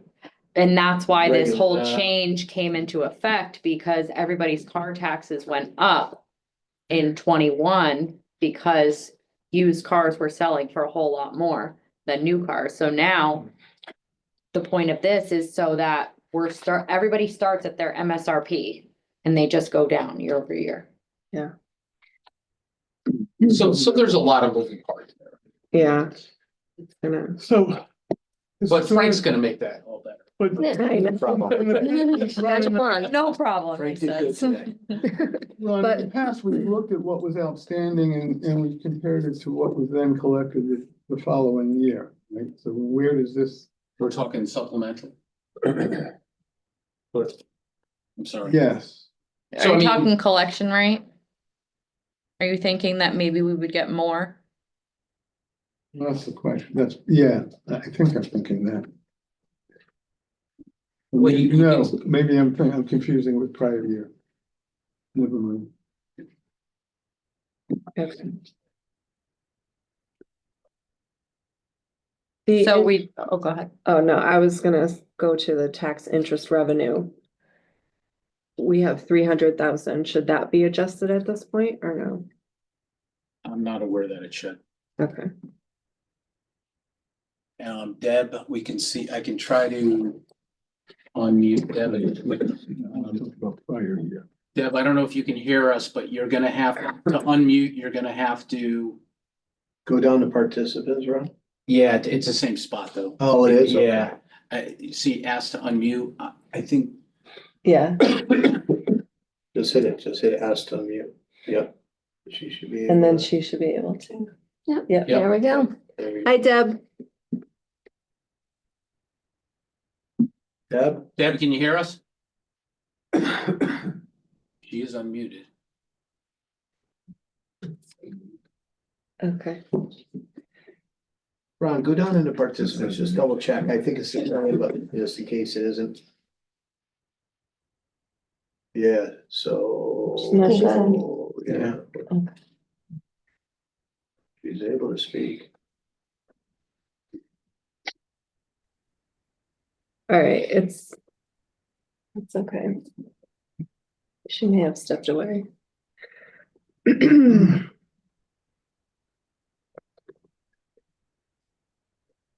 All right, so no adjustment. That was my only question on that. Okay.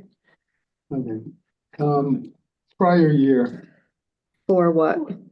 levy, prior year Prior year taxes? taxes. We've got 500,000 in there. We had 500,000 for the budget this year. Where are we? 20 prior I year. don't have my. Okay, so what I are have my- these numbers, they're pretty up to date, right? Are those through June? Those are through halfway through the year? So What are we're up, delinquencies? yeah, 413, so it's probably on the most recent tax collector report, Yeah, I'm on it. You I think got I've it? got it. It's a ring. I know. That's One thing I wanted to ask about is if we have a line item for income on motor vehicle property tax grant. What is that? Is that to offset? oh, why is that zero? No, why is that 1.4 million? It's actually in the current Oh. year, it's zero. That was the grant to make up for the mill rate being above. Oh, I'm looking at the wrong column. I'm so sorry. That's all right. Okay. Ignore me. And because our mill rate's lower this year, we're not gonna get it. Right. 464? Prior taxes Yeah, or February? is that, Yeah. so we're The at last one. 464. Yeah, for this is our- February data. Yeah. So we're tracking. Okay. Okay. So we're, Thanks, Sam. before we were at 413. The prior year, we collected 628. So again, the question is out of how much? How much is out there to, Okay, so like what's the delinquent balance right now? yeah, that would be the question. Oh, So Sam, you hold on. Okay, so let's see. Which is better? One to look at. The tax Bottom collected? line, don't look at that. Yeah. There. No, that's okay. That's okay. Okay, let's see. I just want to make sure I'm getting the right thing. There's no part. That's rough on me. Yeah, we gotta figure out how to print things bigger.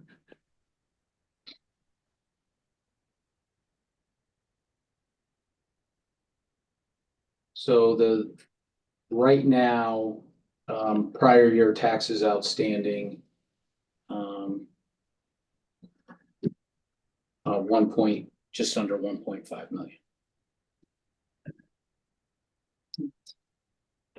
I'm sorry, it's closer to one after, see bankruptcy adjustments, 1.4, 1433.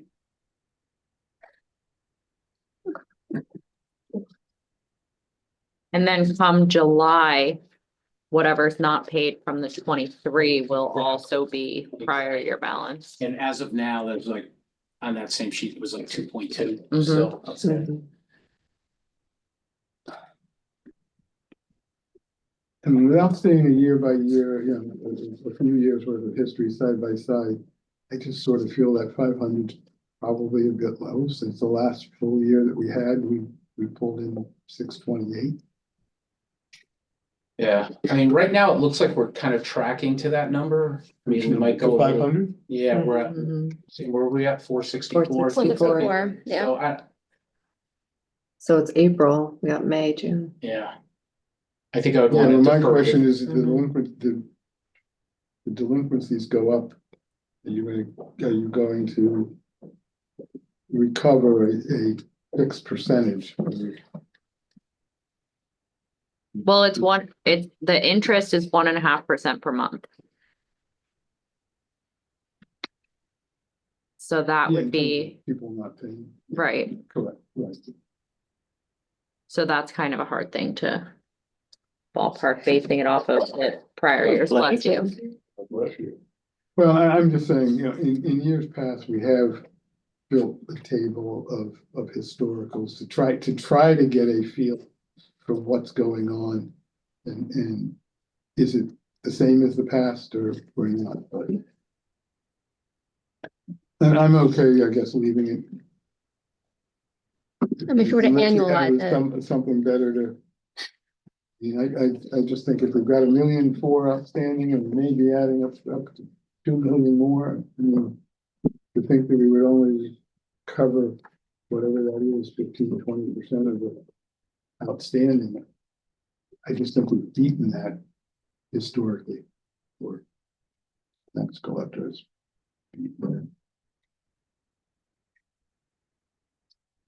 But without her input, and that is what she submitted, I'll leave it.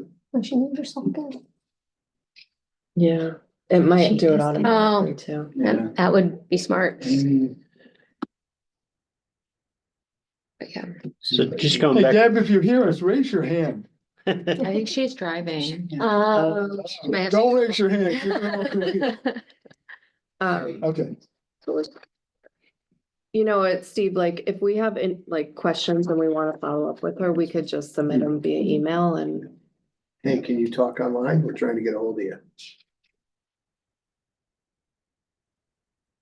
You can't talk? Okay, she can't talk, so try to unmute her. She's trying. I did. She's not. Well, She has to unmute herself You now. gotta unmute yourself too, so. I just It asked. says that host has her blocked, so try to go into participants one more time. I know you wanna go there. Oh, Go right there. up there. She's unmuted. You are unmuted. Just do *6 on her side. Hit *6 on your phone. See if that helps.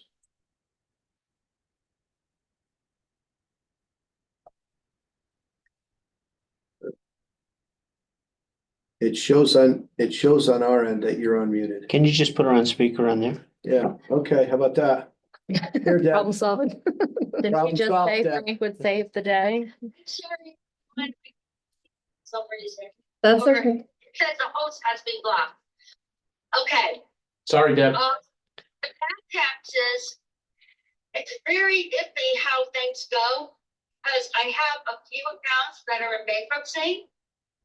I am planning on doing a tax sale next year, but that may trigger more accounts in bankruptcy because once you start a tax sale, The average is people go in bankruptcy and then it's tied up for 5 years.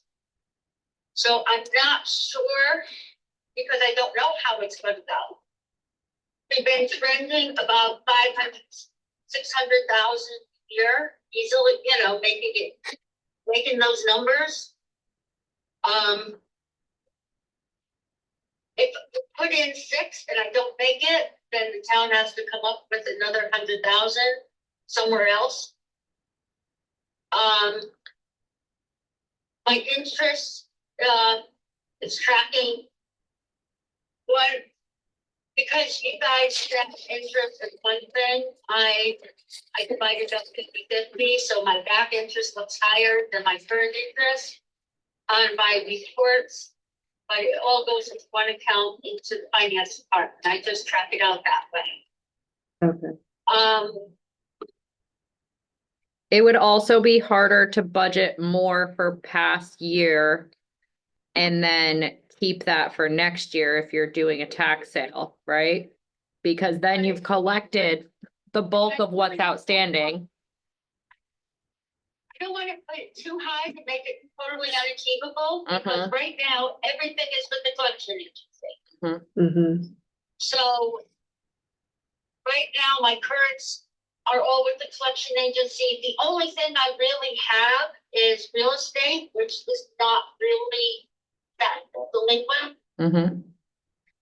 So Deb, the 500,000 is what percent of the total that's out there? What's that? The 500,000 that you will collect, Yes. I'm trying to understand if that number would be variable based on how much is outstanding to begin with, right? So if, make up a number, there was 3 million outstanding, and you collected 500,000, that's one thing. If there's 1 million outstanding, you collected 500,000, you collect. If everything is based, I might have a real estate outstanding with, for 50,000. If that property sells, I bring 50,000 in. If I bring 20 real, personal property accounts, it might be various. So there isn't like a set formula on how to figure out what I'm going to get. I know during, right now, my real estate is really good because it's a buyer's market. If we crash the buyer's market, right now I have more real estate liens going on than I've had in the last 2 years. Deb, I have a question. I'm looking at your master control right now. Is that just real estate or is that all bill types? All bill types. Okay, so what we just suspended last month, where would we see that? If, on the top half is the current only. If Okay. the bottom is the combination of,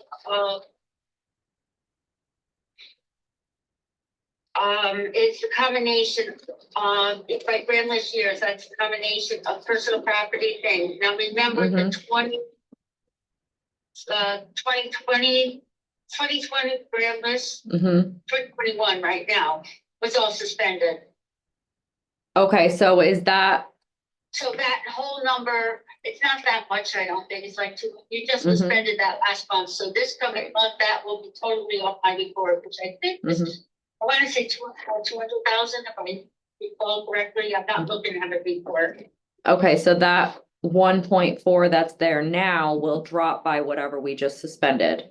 That is correct. Okay. Now, we're not up a lot with our real estate liens. I have about maybe a 30 more this year than I had in the past, which I do not know what that is attributed to.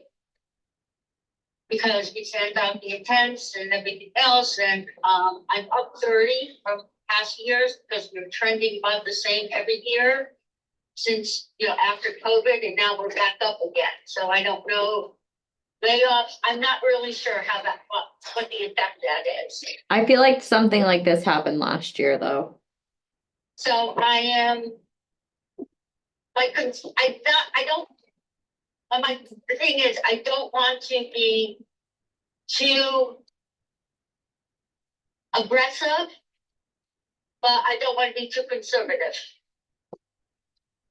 And that's where we're, Yeah, so I'm comfortable with that 500,000. Okay, I know last year I came in a little higher, but it's a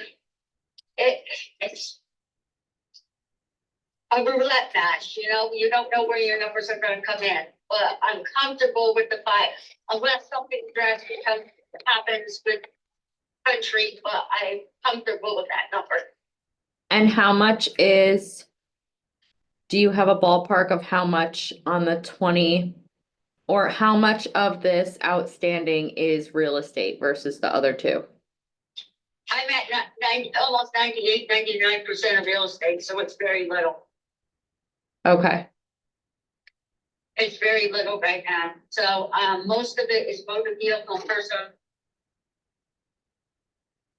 Couple large personal property accounts that I've not paid, and I've reminded them and went to collections, and I'm hoping to get those numbers in. I mean, they're like, well, one did pay, it was over 100,000. Finally did pay, but, I still got a couple like in the $50,000 range that. And I don't even know if they're in business anymore. We're tracking them down.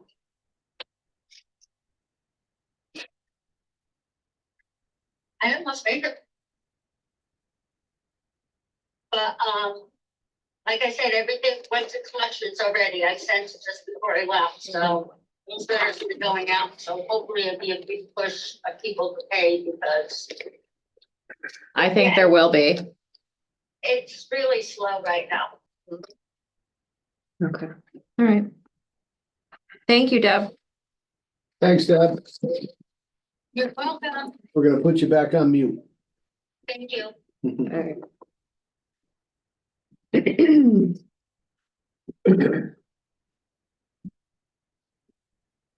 All right, any questions on the next grouping?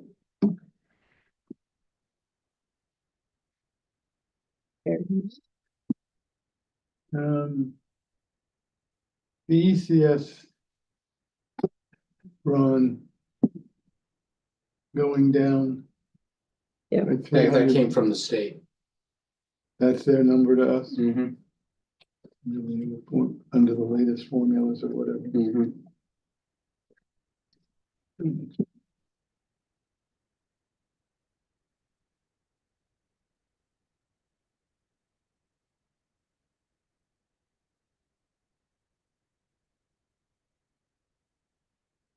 Are we expecting 30,000 in zoning permits and planning permits this year?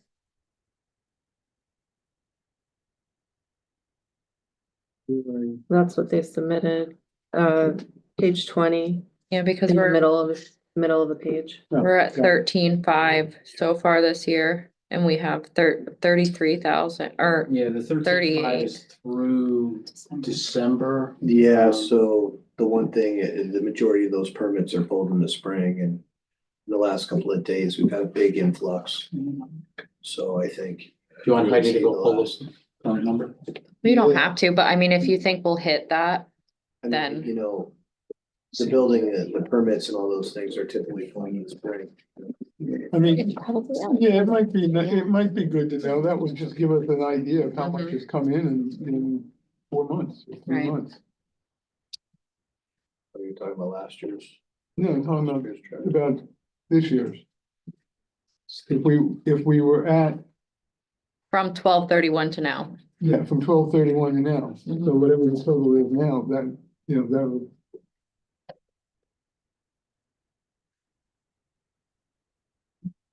I mean, a couple of years ago, we were at 33. This year, we went up to 38. The question is, are we gonna hit it or are we back? I mean, my concern is the 30 is less than we did 2 years ago. Or last year, whatever, Mhm. however you wanna look at it, But the 13 is, Low. right, yeah.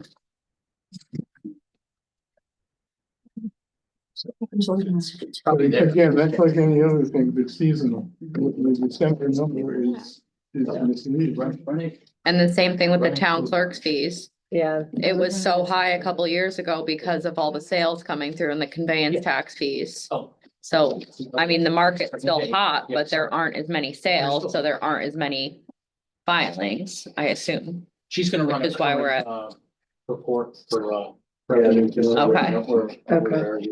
Right. well, and what would drive the town clerk? There is. property Maybe transactions. 12 listings in the world. Right. But because of that, it's affecting our line item for 100%. revenue on We're that. gonna drive at 50,000. Well, we needed a lot of home sales. No, Right? But Shouldn't but that- we're That's at good. 267 That's as good of to post on the December market. 31st. So I know, and we're anticipating 50. Yeah, so Okay. That's high, no? we're. So that's halfway through the year. So we're tracking good actually. So the spring market's gonna come and hit. Do we have any like big purchases? Potentially, commercial purchases? Okay, But I mean, we are tracking 267, that was through 12/31. So mhm. Rebecca looks like she's gonna go. And then the spring market will pop off. Yeah. Mhm. I am, I'm reaching my, Limit? yeah. What's on? Are you like I almost got circuiting a her, I little almost bit? got her laughing uncontrollably, sorry. Hold it together, folks. There we are. Okay, so Heidi's running on, He's running a year to date. okay, perfect. Revenue report.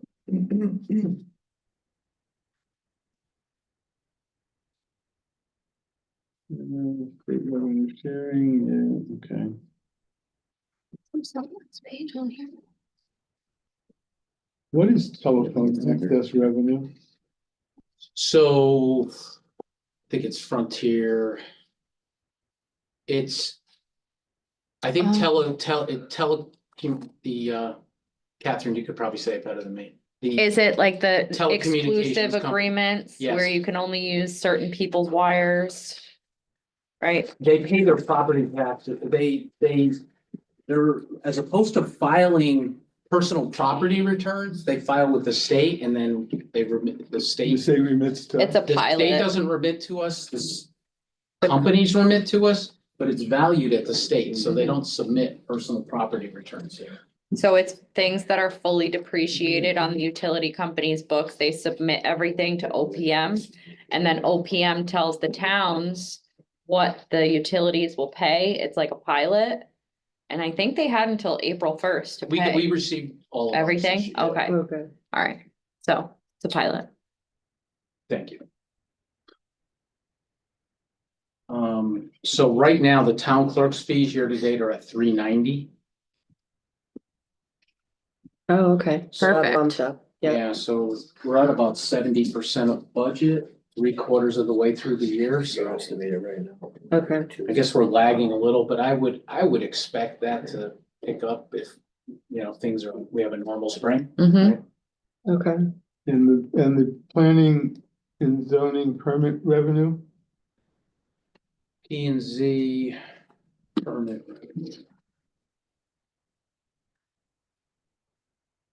Let's see. Planning and zoning. So we're at 18,810. And building.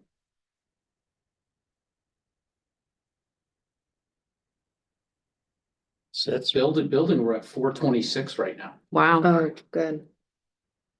that's a big jump. Lot of permits, Mhm. yeah. Okay, so the planning and zoning permits revenue,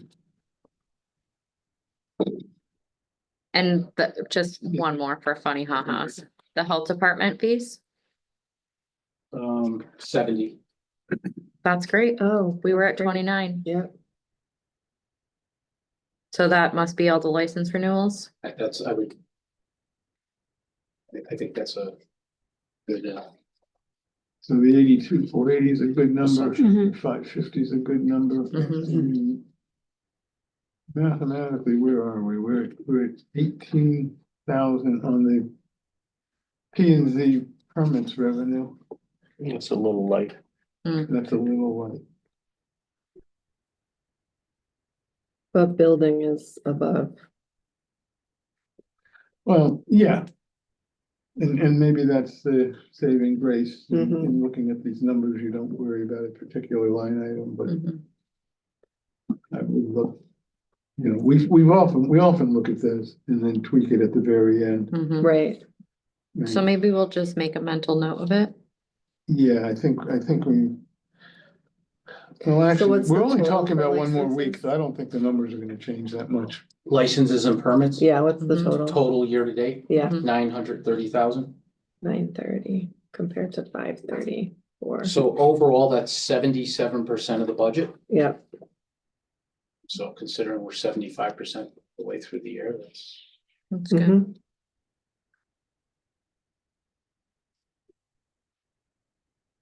Okay.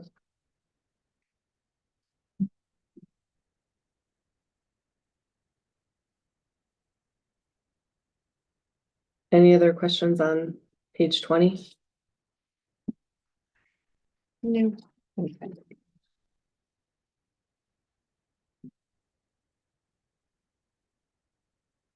All right, page 21. Okay, yeah.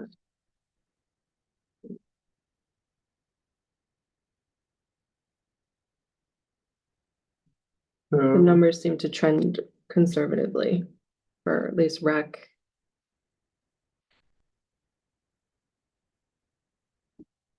I don't know, EMS is up. yeah, so recreation, we're at about 83.4. So it's 43%, but She's just starting. yeah. Mhm. With the summer stuff, Mhm. right? Yeah. And that includes like all like the summer fun days and all that good stuff, no? No, Not, that's Parks and not Rec. summer fun days, but like the park passes. Okay. I think she talked about that. Doors. She's gearing up for all of that to start. Fields, all that stuff. We're hoping for good weather for the recreation department. Mhm.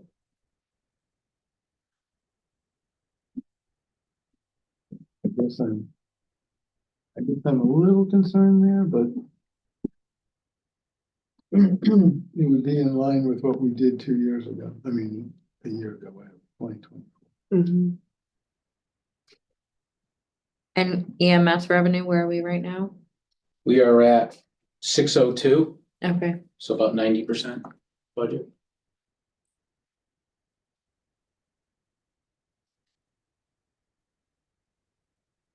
So we did 761 a year ago, budgeting 766. But yeah. Basically a budget. Just out of curiosity, I know it's not a big line, but the communication tower revenue, why is that projected to? I mean, it went down from 23 or 24 to 25, but like what was what is that? Is that just like transmitters and like, That's the rental income on the cell towers. yeah, so just like the real estate on Yeah. on the property. Is there any like, opportunity to throw more, Towers on? more antennas? transmitters on there? I mean. So again, we're leasing the land. We Mhm. don't actually own the towers, so that would be up to, I believe our leases have what's it called? Co-location rental. So if they rent out a part of the tower, we'll collect some rent on that. Okay, so like, it's like whoever's a tower owner, like American Tower, whatever happens to Exactly. be, gets the revenue and you just have a That's share. right, if somebody Exactly. puts Okay. more, if some other company comes in and puts their stuff up. We collect money. We are currently in negotiations trying to get another tower in the Fan Hill Road area. Mhm. And then also one over on 111. Well, companies approach you, Mhm. so we're in a kind of a situation where where's the best avenue to go with that, but So it's an FM and not a hot tower? But the issue, that I'm finding with these cell companies is some of these, companies, they don't wanna jump on a tower that's owned by another company, you know, this is, they have their loyalties and where they decide to go, so. So we end up with a It's a tricky- proliferation of towers that we don't necessarily need because they Or, won't share, they or don't you play in the can't, well. or together. you can't guarantee a specific provider is Mm. gonna go on that tower even if you build it, and that was kind of my argument today, because Mhm. there is a provider that is primarily used in town. And I said, well, if we can't guarantee that we're getting that provider, I'm not gonna be the person sitting on two cell towers and it still doesn't work. Mhm. You know, so, but yeah, that's a very cutthroat industry. Yeah, because then they fight over height. But I mean, that's just like, I used to work for a radio company, this for all sorts of random places, but like, yeah, like that's, like the radio towers are places you can get a lot of money off of that. It's not just cell And- companies. It could be, you could be, you know, whatever, not 99.5 or whatever, could want to boost their signal and put a booster on there. You know, like they have all sorts of different Yeah. avenues for like kind of monetizing that. And they have huge companies like American Tower, and they don't care if it's AT&T, Verizon, Google Fi. Yeah. They'll just And take then- whoever. And then it's kind of a cat and mouse game of getting locations, so to speak, just to have them. You know, not yeah. necessarily always with the intent to, Put something on there. Mhm. so there's a lot of little mouse traps and trap doors you have to, Mhm. I was on the phone for Mhm. on a call for almost 2.5 hours today. That's discussing this. interesting. And that's interesting, with just two more places that would be good coverage areas in town that. Well, that- People are interested in. One locate, I mean, this is not financially related, but one location that's really been detrimental is that Fan Hill area. So, Yeah. you know, we were hoping that interest we could number put that tower up. So we were at we need to put 2,023. that Tower up. Right in February. Companies would go on and. You 236. That's That's so interesting. Yeah. That's through the end of the Radio month. companies. I'm just curious. Okay. today, yeah, it's But whatever. 2236. It's whatever's been. So posted Ron, through on the today. Board of Ed tuition revenue, do you, like, what's, What is it?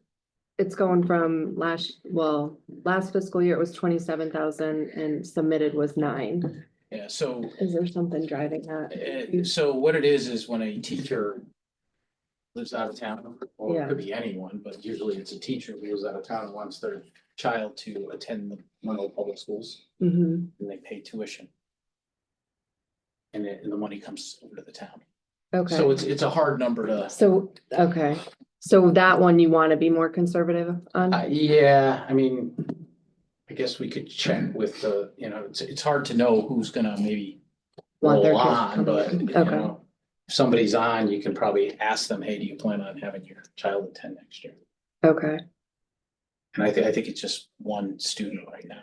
It's not a big number. okay, gotcha. All right, interest and dividends. Are you still comfortable with your 2.2? I have your. Yeah, we're gonna give you an opportunity to go a little higher if you want. Okay. Apologize, I can't sit any longer. Yeah, you're good. And you sit all day, right? So it's good to move around a bit. Thanks again.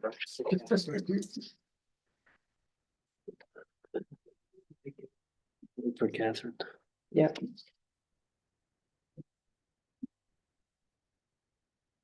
Right now, my house.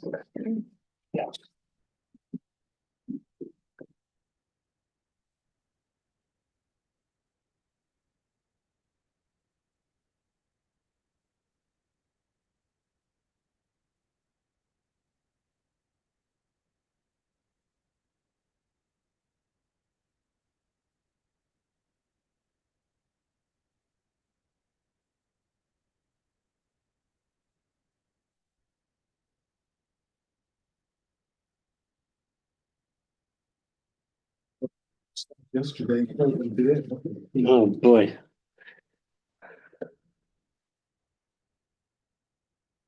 If we could only invest in that type of stuff. Mhm. What's that, invest in what? I said, How you say? we should have taken money, bought anything you want in the stock market yesterday and sold it this morning. Today, yeah, And sold it yeah. today. That shot up like midday. Oof. That was all it took. Now, whether you can deal with the damage that's been done, I don't know, but No, I think, I yeah, think they can. I mean, it almost, literally, I want to say about a little more than half it came back like what, 3,000 points? Your Dow, yeah, it was 9, it ended up 9% up or whatever. but Yeah. I didn't see the final number. NASDAQ was up 12 and change. 12% and change. I think there needs to be I don't some know, I clarity looked- on the direction I of looked at the tariffs and. 2 or 3 o'clock and I'm still, Ron, what's the Down for the year. miscellaneous income? Miscellaneous income, it's kind of a catch-all for anything that, we don't budget for elsewhere. I mean, one of the things is, look, we have Kerma as our insurance company, and if the claims run well from the prior year, they give a distribution check to all their members. And we've gotten checks before in the range of 40 to $100,000. It's hard to pin it down, but that's something that's where it would get recorded. Okay. We've had FEMA money come in from prior fiscal years that we put in there too, so. Not Okay. this year, but in prior years. Yeah, this year we got FEMA money this year. Yes, that worked out well. Okay. Okay, All right. So Frank, you're up. yep, we're gonna look at 3 Excel documents. This is the model I put together the first year I was here. I've refined it over the years, seasonalized the numbers so we get a better flow of how the money's coming in. The first document you're gonna see is what I put together for Terry when he did his numbers in January. And then the next one is going to be an update based on current information that we have today. The final page is really the core data that I build it off of. Chris gives me an update of what the bank numbers, what our savings numbers are, and I use that for the seasonalization in terms of the calculations. But we'll focus on the Board of Finance budget input, which is the third page, the second Excel spreadsheet. Similar to last year, kind of did what's the best case scenario? First of all, you have to select where you think the interest rate's going to be. The big difference between what I did for Terry and now is I moved it from a starting point of 4% to 4.25, and it does make a difference. The first column is basically that's where you are, and there's not going to be any changes to interest rate going through the year. And God knows what it's going to be, because if you listen to the Fed, they're going to do it. They're going to do 4, they're going to do none. But more importantly, where's the bond rate going? The bond market says that interest rates could go up in the short term. So we look at that. The middle one is kind of okay, we're going to do some interest rate deductions. That takes into account 25 basis point reductions as you go through the year. And again, it's built upon what our historical seasonalized number is when you do the calculation. So if you look at April, May, and June, and you look at the numbers, as we start decreasing the money that's in our balance, obviously the interest we're going to get as you go forward also goes down. The third column is, okay, they're really gonna, whether unemployment goes the wrong way, whatever, that says we're gonna do 6 interest rate cuts during the year of 25 basis point. I think last year what we did, we kind of went middle of the road. In talking with Ron and Terry, when we did his in January, again, we did middle of the road. If we look at it, that's at 2241. The number Terry put in his budget was 2.2. Where we are year to date, because that has seemed to be a number, is 2236, so 2,236,000. And as I've said over the last couple of meetings, we're probably going to be between 100 and 200,000 over what we budgeted for the year. Ron and I were talking today, he said, well, would you be, comfortable at 2.3? I said, be very comfortable at 2.3. 2.4, I said, well, I won't go kicking and screaming, but I can't say I would love 2.4.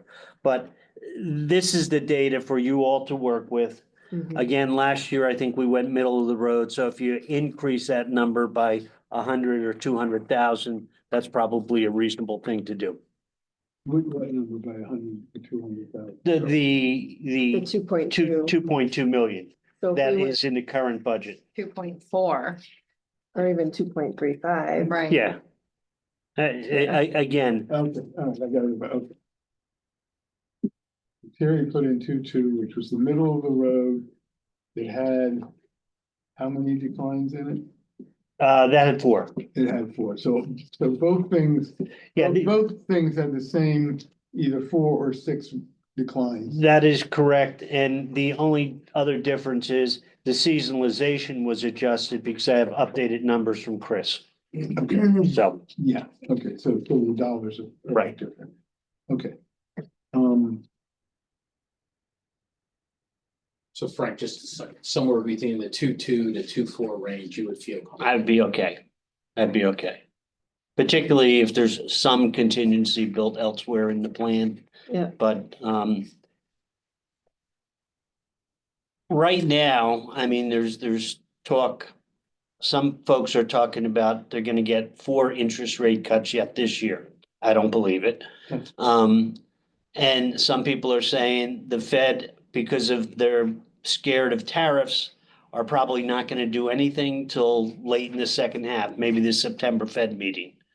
But again, the bond market moves separate of the Fed, and that has about as much impact on what you're doing interest rate wise anyway. And the bond market has been moving up.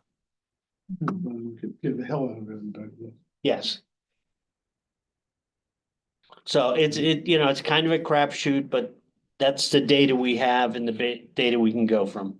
So we're on track to do what this year? Right now, we're at 2.2 through. 2 and change. I'm guessing we're probably gonna come in somewhere, because if you look at, Steve, even using these numbers, right? If you look at the last 3 months in the middle column, Yeah. that's about which scenario? That's the Board of Ed. Yeah, okay. I should use Terry's because that's the one that I worked with. That's about 370,000. So if you add that to it, that's about 2.6. So that says against our plan of 2.5, Right. we're gonna come in probably 100,000, and I've been saying somewhere between 100 and 2 is where I think we're gonna come in.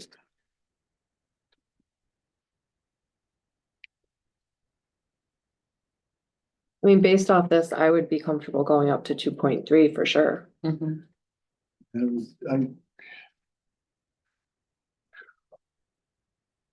What's the Yeah. kicking and screaming number? I'm sorry? What's the kicking and screaming number? If you go above. If you went above 2, if you went above 2.4, I'd go kicking and screaming. If Okay. you went to 2.4, I wouldn't be jumping up and down and doing handstands, but I could live with it. We could generously round up the conservative 2.35, you Right, know? right. like, Nice Exactly. round number. Mhm. And then that helps you cover what you're looking at Supplemental. for Justin. Mhm.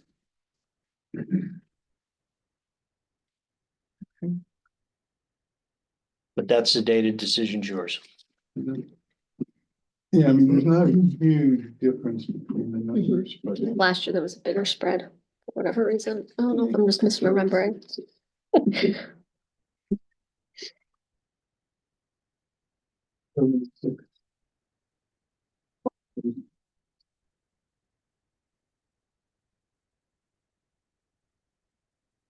Well, I mean, 2.3 is a no-brainer, I think it's a no-brainer. Right, me I- too. But I guess I have a problem figuring out how they're gonna do 6 cuts.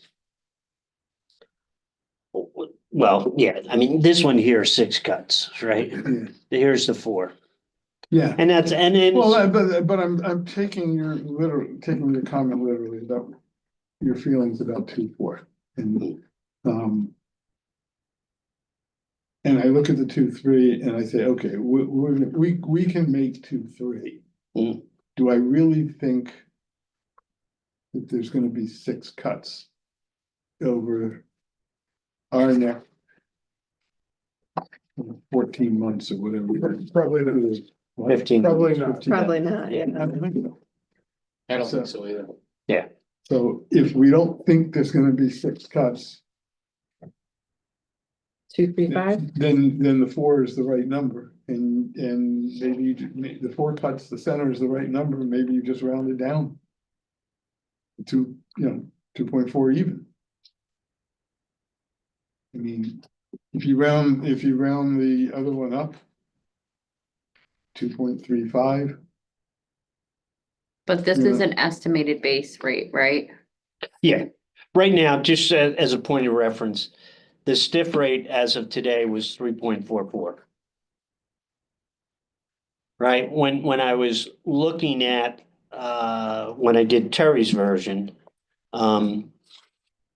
people were anticipating that we would probably get at least 1 cut in June. That's up in the air right now. Depending on who you listen to. But I do think 4.25 is a reasonable starting point as opposed to the 4.0. Frank, are you talking to anyone else besides Jenny? Does anyone else call you? Looking for- I talked to the folks at Fiducian who do our pensions. Cause Steve did it last time when we were looking at interest rates, those were the folks I reached out to.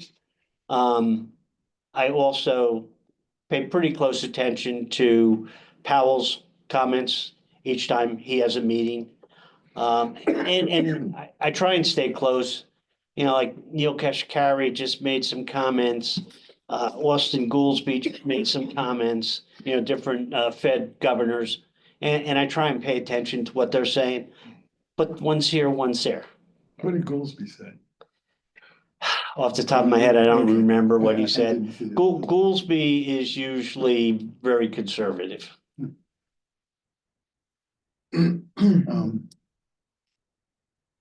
Okay, so basically you answered what was gonna be my next question. How do you feel about 4.25 as the starting?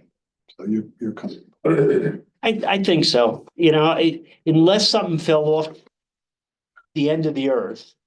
Which in this day and age could Well, very well Yeah, happen. it's always While we're possible. Right now, it's not kicking and screaming, which is good. It's always possible, but I think. He might be. Starting a little bit. And the other thing about the 4.25, we do have some money invested in securities that are already for a longer term, that are above the 4.25. But the bulk of our money is what we get at the stiff rate between what's in stiff at the state and what Newtown Savings Bank is giving us, because they give us a stiff rate on all of our accounts. And that's at Okay, so 3.4. let me ask you 4.44. this. 4.4. Yeah, 3.44. 3.44 or 4? 4.44. 4.44. Yeah. Okay. Yeah. I'd have to redo all of this. Yeah. 4.44. That was my heart attack. I heard 3.4 earlier. Yeah. So when you did Terry's and you give the middle, you started at 4%. Right. And you started, are the closing balances? So the closing balance started at the same point. And the cuts were. They start, the same. Steve, they start at the same point, but the data that fills in each of those points may be slightly different because I only had data down here. Let's see, what's it say? Right, you're working with more data. I'm working with more data, so these numbers may change slightly.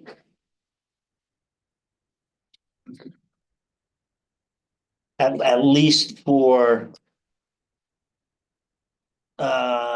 January and February, because I had recent data from Chris that I could plug in, Yeah, overwriting the other January, February. yeah. Actually, to be more accurate, seasonality for It's it. just eyeballing it, you know, if you Mhm. started at 4%, you'd still end up in the 2, 3 number.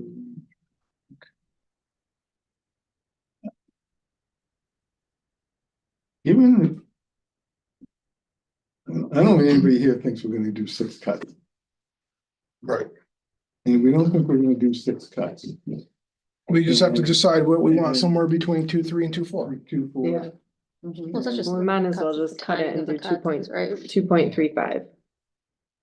Or 2.375. That's maybe a better one. What's that eyebrows? Is that Did okay? you flinch?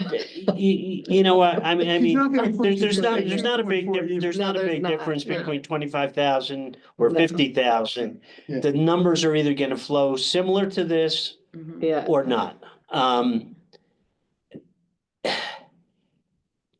Only if, in my opinion, only if the labor market falls off the end of the earth are you going to see bigger cuts. If there is which is debatable, if there is a significant increase inflation-wise because of tariffs, you will see fewer than possibly 4 cuts. Right. mhm. You could actually see an increase, right? You could, You're right. you could, Not likely, but. no. And again, you know, they could also surprise us like they did when they stopped holding the rate steady and he did a 50 basis point reduction, Mhm. right?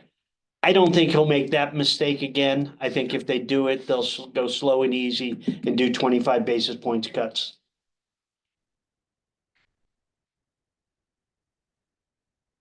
Okay. 2, 3, 7, 5, 2, 3, 5. It's not gonna. And again, even the difference between those, it's just, Right. you know, it's not gonna make or break the 2, budget, 3, right? 5 is probably. 2, 3, 5. Yeah. Let's do it. As a former banker, that's money. Thanks, Nick. Well, Nick, was I throwing in any shit here or was it right on? No, you were fine. Okay. I would have told you, I would have given Steve a look. You were laying it out thick there. Actually, I just have one question. Yeah.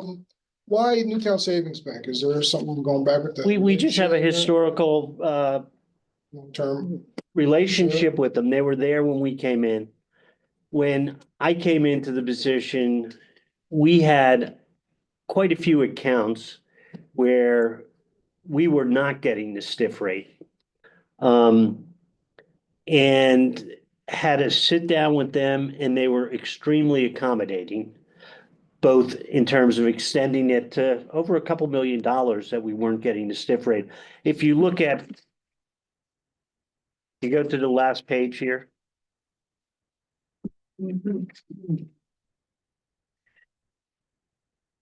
You'll see the section from shadow account down where you see the first gray area. Yeah. Almost all of those accounts, we were getting at the time like 0.1, 10 basis points? 10 basis points. All right. They were very accommodating. They brought it up.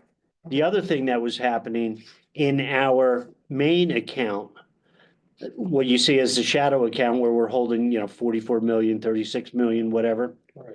They were requiring us to keep, what was it, $750,000, Ron? I think it was 800. 800,000. So every month there was 800,000 that we were not getting the stiff rate on. Right. And it also meant that in some of our sub accounts here, where we were over $250,000, we were not FDIC insured. So we were able to work with them and bring a financial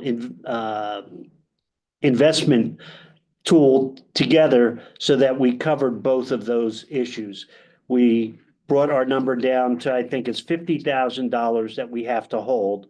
It all goes back and forth seamlessly, right? Mhm. And it now has everything we have FDIC insured. So is it just like a bunch of different like banks that are like invested in it? Exactly what it is. It's Yeah. it's an interbank invest, yeah, Yeah. yeah. Gotcha. And it goes through Bank of New York Mellon Mhm. is the one that holds it. But they were extremely accommodating. So from that point on, I never looked at trying to change bankers. Okay, And I think working with Heidi and Ron, they've also been very good to work with. that's good. All right, sorry to digress, guys. I just wanted. Good to ask about the banking relationship. It's always a nice to actually have a nice one for once. I feel like I'm always getting into fights with Yeah. with banks. Now they've been good to us. It's good. All right, so before we call this meeting to an end, I've got a subject I'd like to talk before we go. okay, before we end. I just wanted to bring up the meeting next week. If we can plan on meeting so that we could finalize the numbers for our Thursday meeting. I don't have my calendar with me. Because that would make it easy for when we're reading and approving all those final Well, department even if numbers. we change things that night, we take the break and they go fill out the paperwork so that we can do it, but Right, that but just will for, cut yeah, down it'll on cut down the timing, any. right? However, you guys, you know. Yeah, the question is, do you want another So meeting was- versus a longer meeting, and I'll do whichever. Yeah, so it's up, I mean, that's what I want to The only discuss, thing I so can't do is I cannot do Monday night. we had a hold on Tuesday, the 15th. And I was just wanting to discuss whether we have that meeting, finalize numbers so that that paperwork can be prepared for Thursday. Cause we were planning on a budget vote Thursday night. I think so. We should do that. Do another meeting? Yeah. Just like make sure that we got My everything. daughter's softball games are getting like, her softball team from Massachusetts area is gonna be down at Southern that day, but that was a game that got moved and I can't plan around her softball schedule. Yeah. I Is mean, there another day we've that we done can it- do? We've done it both ways. It's a question of, do you want the 17th to turn into a real working lengthy session before they go off and make the final piece? I don't wanna put Heidi on the spot, but I think sometimes getting it done in advance Would be good. I would think be easier. Do you agree with that? Okay, Yeah. good. whatever we can do. great. Yeah. Would Wednesday be better, Thursday, is Well, there a there's- certain day, So trying to make changes on the fly that night, you run the risk of. making a mistake, yeah. So Okay. next Tuesday or whatever The 15th. meeting we decide, whatever day we would decide is gonna be our Excel No. spreadsheet night. Yeah. Yeah, Perfect. Those You spreadsheets. You excited? mean them working it up, you mean them working it on the board live? Yeah. right. Yeah. Yeah, so nothing's been noticed at this point, so we'll notice a budget workshop for For the Tuesday. 15th. Tuesday, Yeah. Tuesday the Six- 15th. six o'clock. PM. Mhm. Yeah. Is that good for everyone? 6 o'clock? I'll be out of You're town. right, I'll be in Mar-a-Lago in West Palm Beach. okay. Good for you. I'll be here. You all don't need me for that meeting. It's spring break. I don't think so. No. Frank. I No, think that's we're right. good on what Yeah. you provided. Okay, what's that? That's right, I can hang out. I'll come out and hang out with you on Thursday for You're the invited. vote around. Tonight was like a double, wasn't it? Yeah. It was, Yeah, that yeah. was a doozy. But we did it though, Mhm. All right, so. so plan on that. We'll run the spreadsheet. We'll have our final numbers and then Thursday. We'll be able to finalize. Okay. So maybe what we'll plan on doing is if the meeting's in here. I don't know, is it easier for you to run the spreadsheet from your desk and just we'll share the screen or we'll figure that out? Whatever's easier, yeah. Or if That it's easier to use, if it's Yeah, if Yeah. it's Kind easier, of like the setup, right? Ron, if it's easier to use the annex, you can use the annex. It's more so Heidi's setup. Yeah. Well, I that's the think- question, because Yeah. you've set up and done it before. I think you'd be, well, we could be at the annex. Heidi may still be at her desk. And we'll just have her remoted in. Oh, okay. Well, I thought the annex, if she wanted to be there. Yes. Okay, whatever, I don't care. Okay, can I have a motion to adjourn? No, Oh, sorry, I- Steve, I- my apologies. No problem. I'd like to talk about, the Board of Ed budget. Okay. And what we feel we might want to do is based on what we heard and the input from, the public. And I've played around with some numbers and I have some thoughts. I'd like to accept First Selectman green cuts, if you, or whatever you want to call that. I'm sorry, No, I'm sorry, not the First Selectman, the the superintendent. first selectman does have no input I understand. on the green, the yellow, or the pink cuts. That's late. I know, but that's a very, Yeah, it is, it is. Yeah. that's a very dangerous thing to say. Superintendent, for the record, please. Yes. Correct. Correction. The superintendent. So noted. presentation that he made to us and to his board. And on the meeting on Monday night, his board agreed that whatever was decided in terms of how much funding they got, they would, their board would adhere to his recommendation. So, In that order, Steve? yeah, so what I've done is I've taken it and I took his list and put it in the top down, meaning the greens are all of his priority of what he would be prepared to give up. And so those would be the first things that would offset some of the First Selectmen's cuts.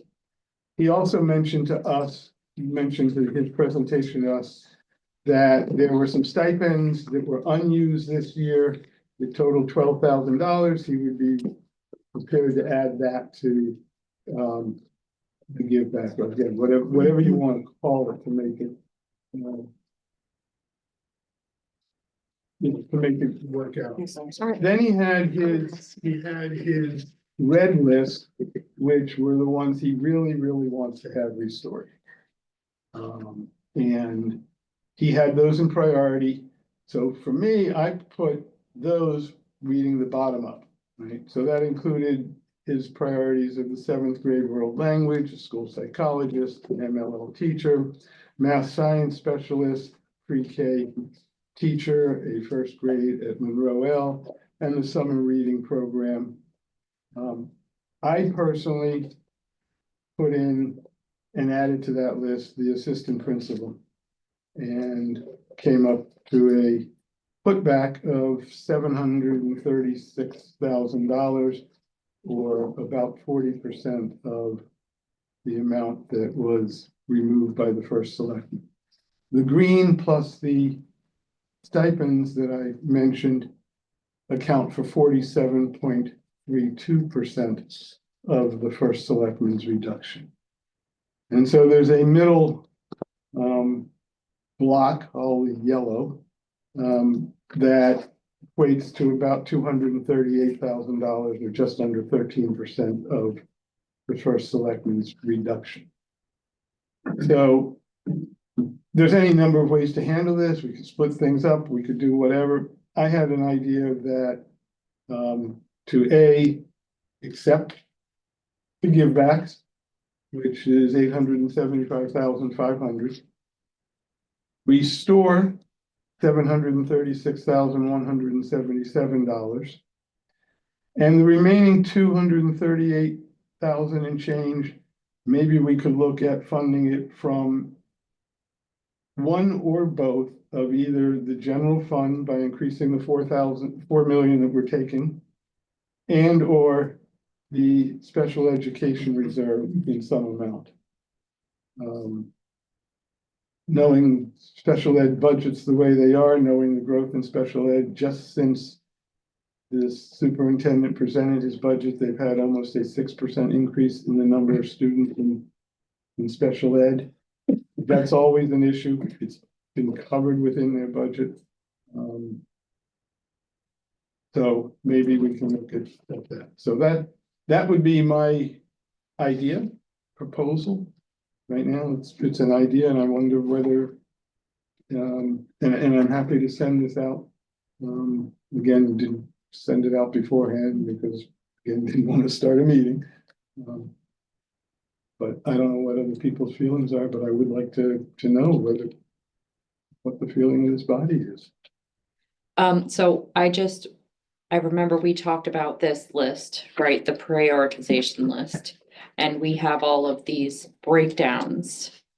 But at the end of the day, the Board of Finance just approves a number, right? Absolutely. So although, the consensus is that, if we put this back, everything on this list will stay. If we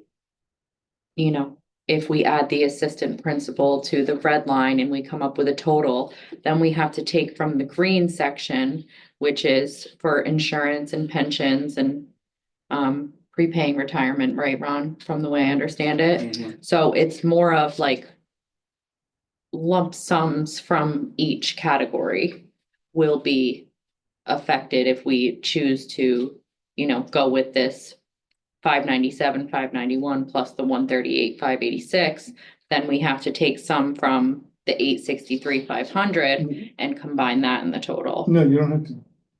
You don't have to take from anything. Are you saying Each because we thing- can't- Each thing is a separate. Are you trying to get to, we can't say, oh, we want to give you money for X because we have no Well, ability no. to, you're just trying to say. We can't. have a- We Yeah, so we cannot. I thought that was kind of the way you're trying to. Well, explain no, it. because the way that you brought it up was the red category and you wanted to add the assistant principal Correct. to that list, right? Right. So we decreased the 538 by 138, right? That's what you're saying?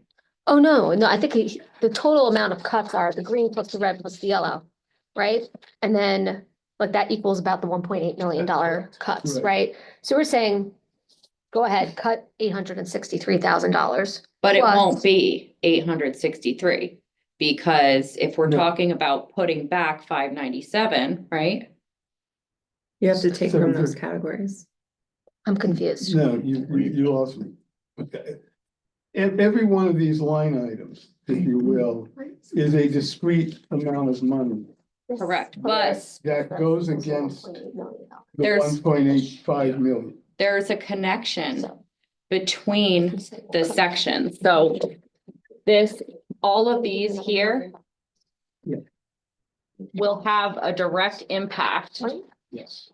I'm trying to, I put this on understand what you're saying. the pension, the insurance, and the prepaid I retirement, get so you. if we do all of this and we put this here, then all of these numbers get, You well, have to- increased, but decreased. Oh, okay. Yeah, because he said they Right. didn't, that's right, because they didn't take So into Ron, account she's saying that stuff. if we Yeah. put back, If we add another teacher, we're gonna have to change the yeah, pension if calculation of the insurance. But we add in don't add the elementary teachers, teacher, we The just Board of add a Ed number. If, Mhm. if an elementary school teacher continues to be funded and is not removed, does that change the insurance number?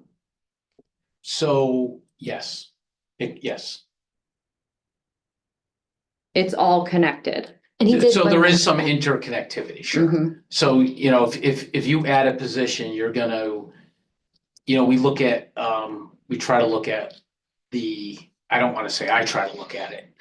The people in the know, okay, we can hire an English teacher at this level. It's likely gonna be a new grad. She's likely gonna be on her parents' insurance, so we might, having said that, if it's a teacher that, An assistant principal. an assistant principal, you're probably gonna get family covered with that person.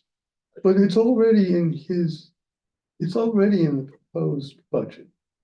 So It's, what we would be doing is, if you will, reversing his cut.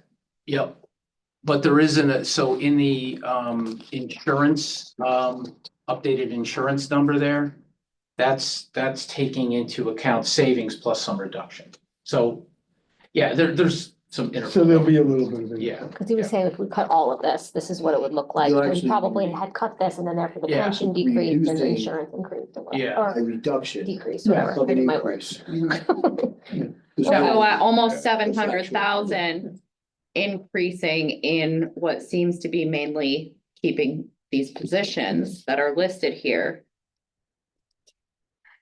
What I think that It there's reduces a your savings up part-time top. person, there's a para educator, another part-time person. So all of these Yeah, so I think that, employment related numbers would have to be included in that total, Would have to be tweaked. right? And it would be the majority of that because everything left on the yellow list, I'm not sure what of that is full-time and would require insurance and Well- benefits and everything. the inventory specialist and the cybersecurity specialist were supposed to be split between the town and the board They of are, ed, right? yes. So that So would be a that would- partial and offset. It that's would be a another- full, Mhm. like.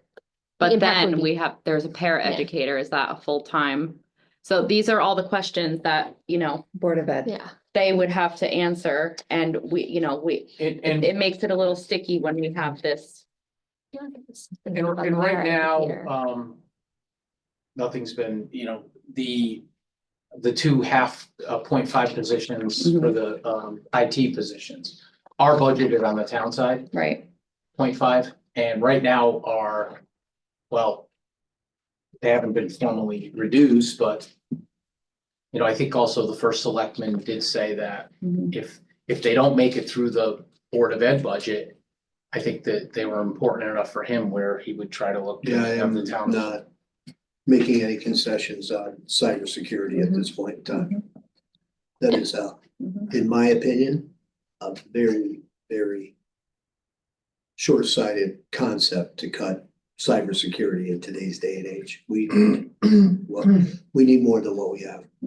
and then I think the school psychologist is that's already an existing position, is gonna be increasing the hours for that. Is that a person. 0.5? Yeah, it's a Yeah. point Yeah, five. no, it's a That's an 0.5 existing position they employee. can't fill, and they feel the way to fill it is to make it a 1.0.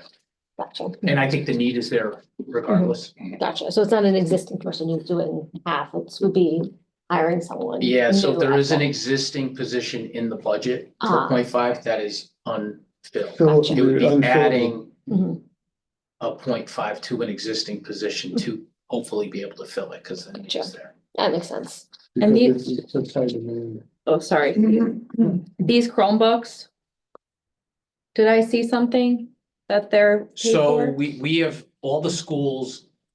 Basically, we just did a budget transfer on Monday each school gave back money to hopefully cover the Chromebook purchases Okay. out of the current year budget. Okay. Half of the Half of Chromebook, them. half of them, 75,000. So there are things in place, and Paul could speak better to that he really pushed to make sure that was done. Okay.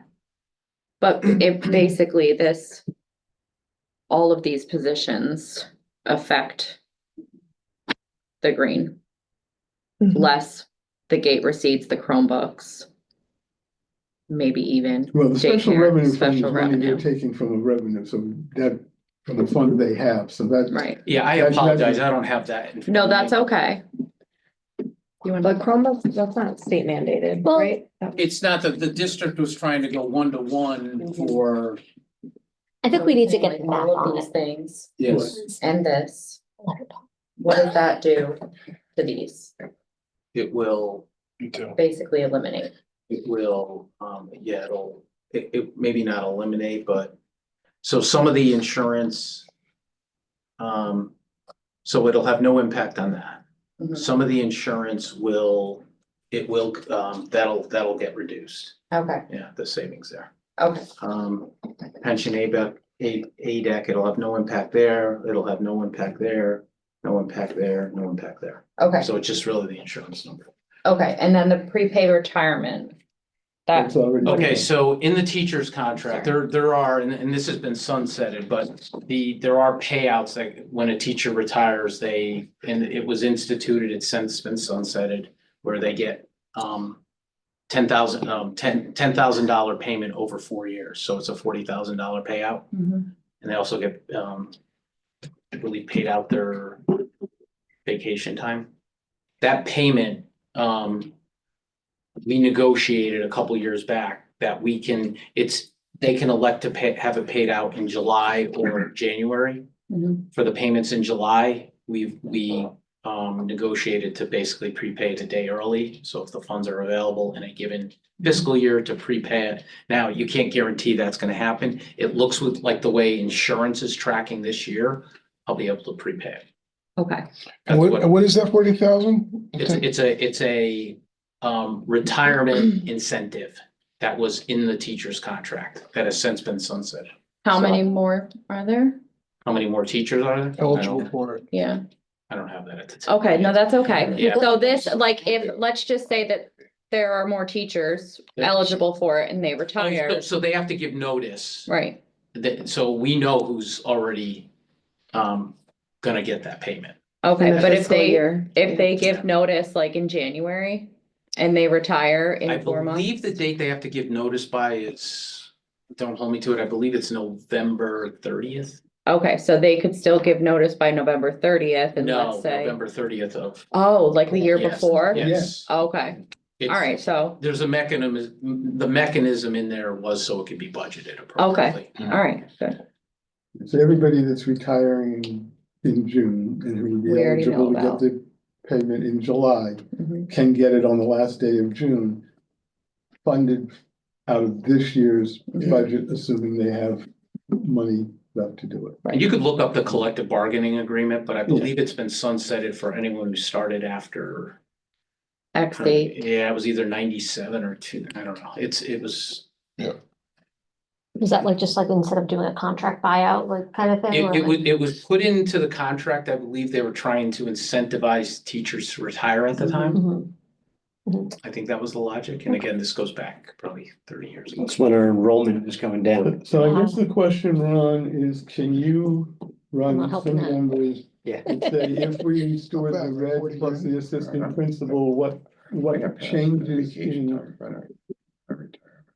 The health insurance, Yeah, so because where I'm hung up logically is you want to restore, I'm sorry, which positions?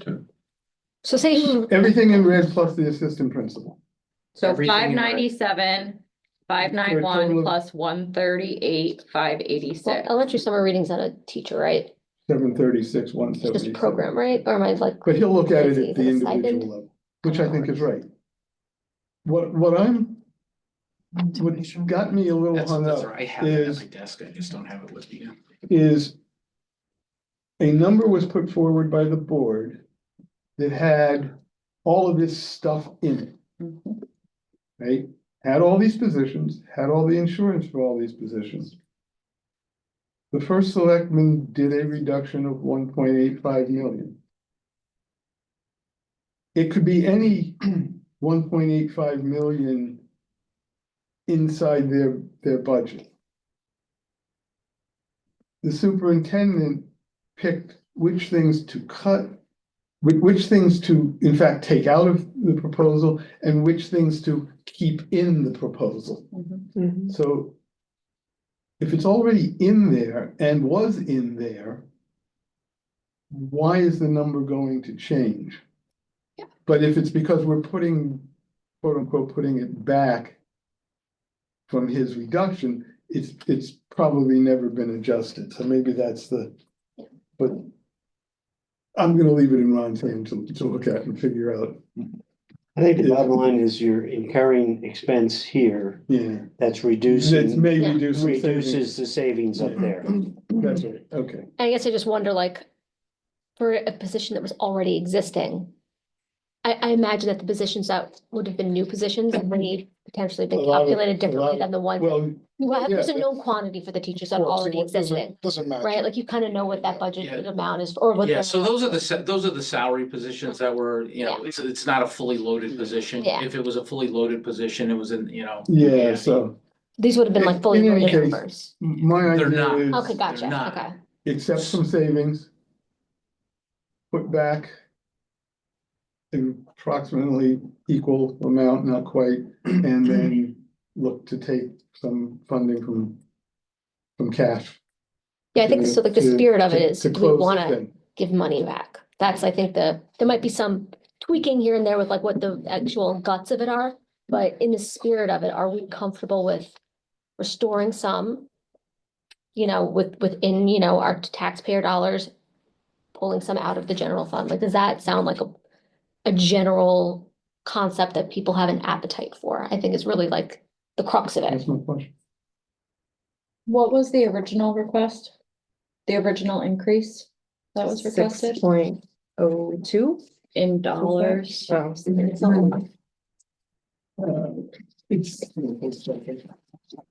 It's in. Okay. Million?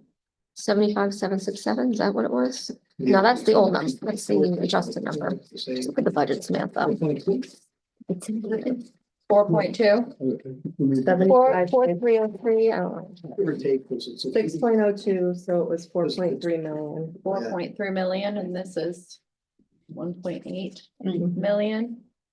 Right, so when you think about cuts, you're Yeah. never truly cutting the Board of Ed budget over Cannot cut last the Board year. of Ed budget. You Mhm. can't Yeah. Yeah, go you're not beneath cutting it. the budget. No, I You're think that there's always increase. at Yeah. or Mhm. above. You're cutting the increase. You're Yeah. cutting the increase. Yes. So it's a So, high watermark. And you can't Right. cut. Yeah, Board that's of a Ed budget. drastic Mhm. misconception. The Board of Exactly. Education budget is being cut. That is absolutely not the case. It's more that programs The could be reduction- getting the cut reduction as a But that result of the response- amount of the money that reduction we're given. being reduced. Right, Yeah. yeah. That's right. So That's the right way to we- say it. Yes, yes. The reduction. Have our relationship with the Board of Education, but we provide a number. So I think that, we have this listing. But at the end of the day, they have to vote on it. right, Well, that's the other. they thing, have the right? ultimate say. Absolutely. On what is After you done. give them a number. Right. Everyone Yeah, knows so, but budget. Well, they're that- telling us the number that we Right, gave we're gonna them give them. isn't enough. And do we agree with them?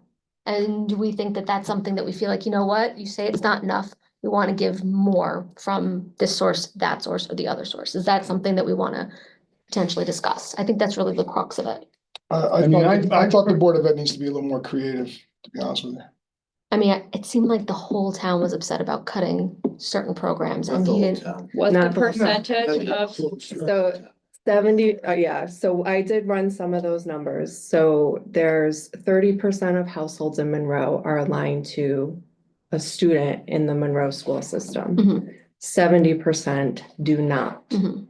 So keep that in mind when you're looking at the broad picture of Monroe.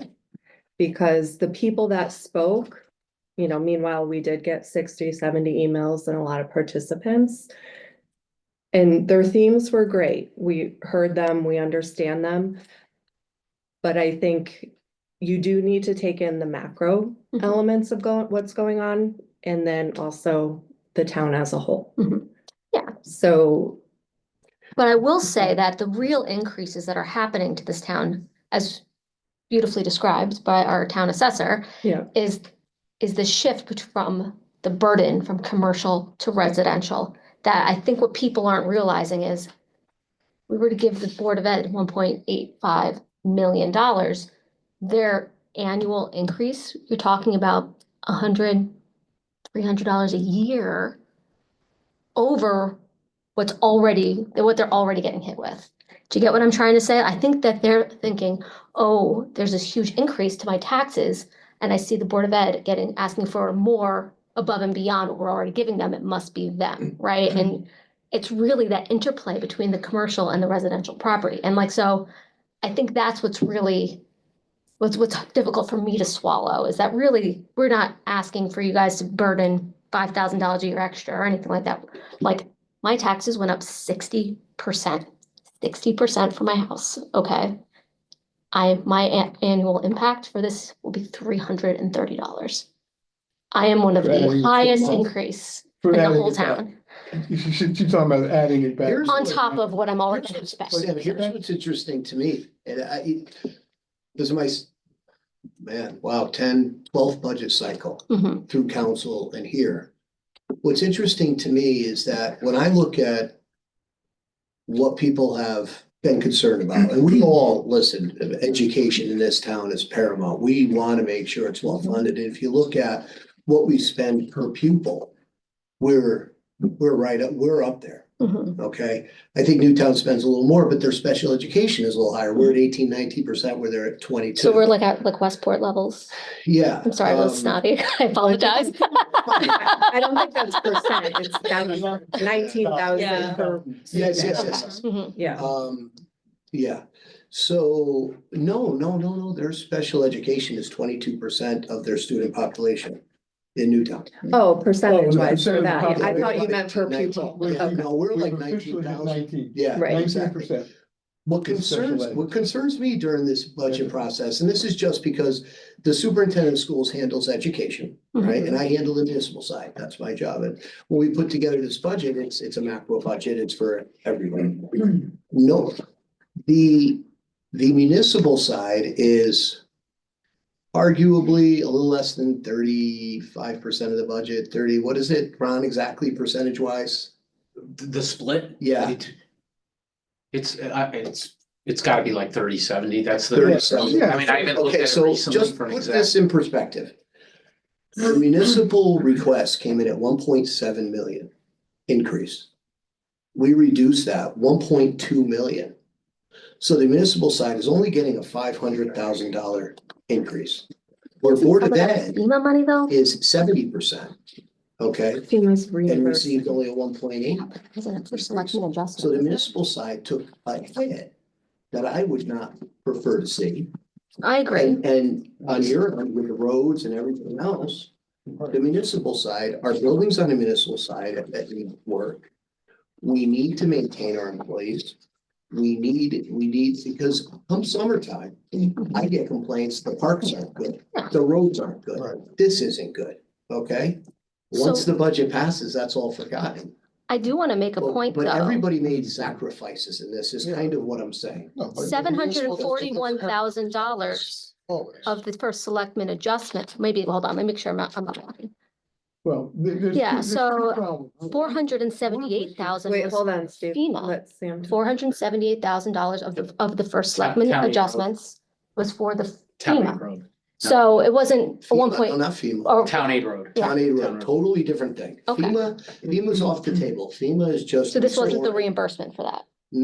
No. I'm looking at the wrong County page. I roads. thought I highlighted them all, so maybe I'm at the wrong The page. two major buckets when it comes to town stuff is county roads and roads. Mhm. Is that a fair statement? Yeah. Yeah. But so it's money that we were getting from Yeah. somewhere else, not a cut. So when you said 1.2 million of cuts, it was really reduced by the force. No, No, that's something different. Okay. He's saying his All right. I Okay. use those grants to Mhm. purchase things to keep them Gotcha. out of the budget, Okay, so they didn't impact the taxpayer. gotcha, okay. It was creative. Mhm. We got creative with some of the monies that we had to find out what we could use them on, Mhm. you know, because we had to dig deep. You know, we had to dig deep with the reval. So, you know, the municipal side had a 1.7 ask, got reduced 1.2. Mhm. The Board of Ed side had a 4.3 ask and got reduced 1.8. But the Board of Ed is 70% of the budget. Mhm. So it's not equal. Huge. Mhm. It's not equal. Go And ahead. because this is the first selectman's budget, a lot of times Board of Ed comes in with their ask and the municipal suffers. We have to be considerate of our municipal buildings. We have to be considerate of the whole thing. You know, it's a big picture. You Absolutely. know, we're increasing the Board of Ed by 2.4. It's a big increase. And last year we saw a 5.4% increase last year. Mhm. The largest increase we've seen.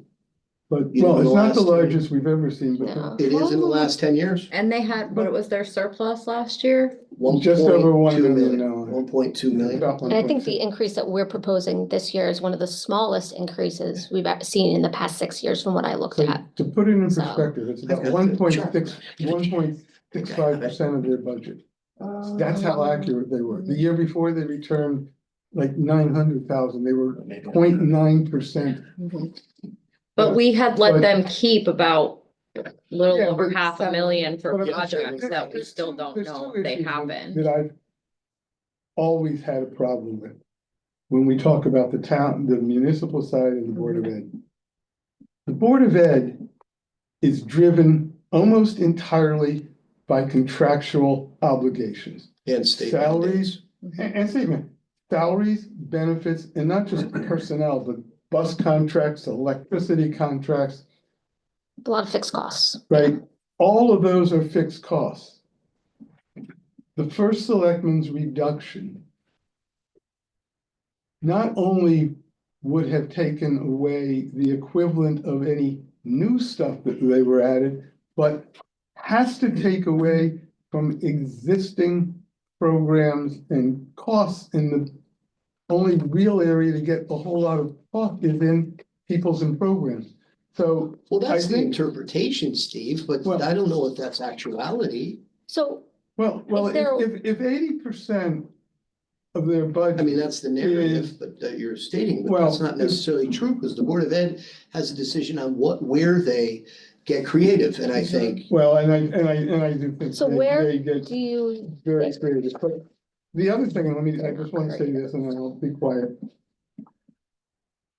I understand what you say, Terry, when you say they came forward with 1.7 and you cut it by whatever and only gave them X. Every first selectman in the 31 years that I've been here has said that. And then everybody turns around and says, but the town's budget is too low, it's not high enough relative to the Board of Ed. If the town spent what the directors said they need, and what every first selectman says, yeah, we need it, but we're not gonna do it. Can I give you a quick Snapple fact?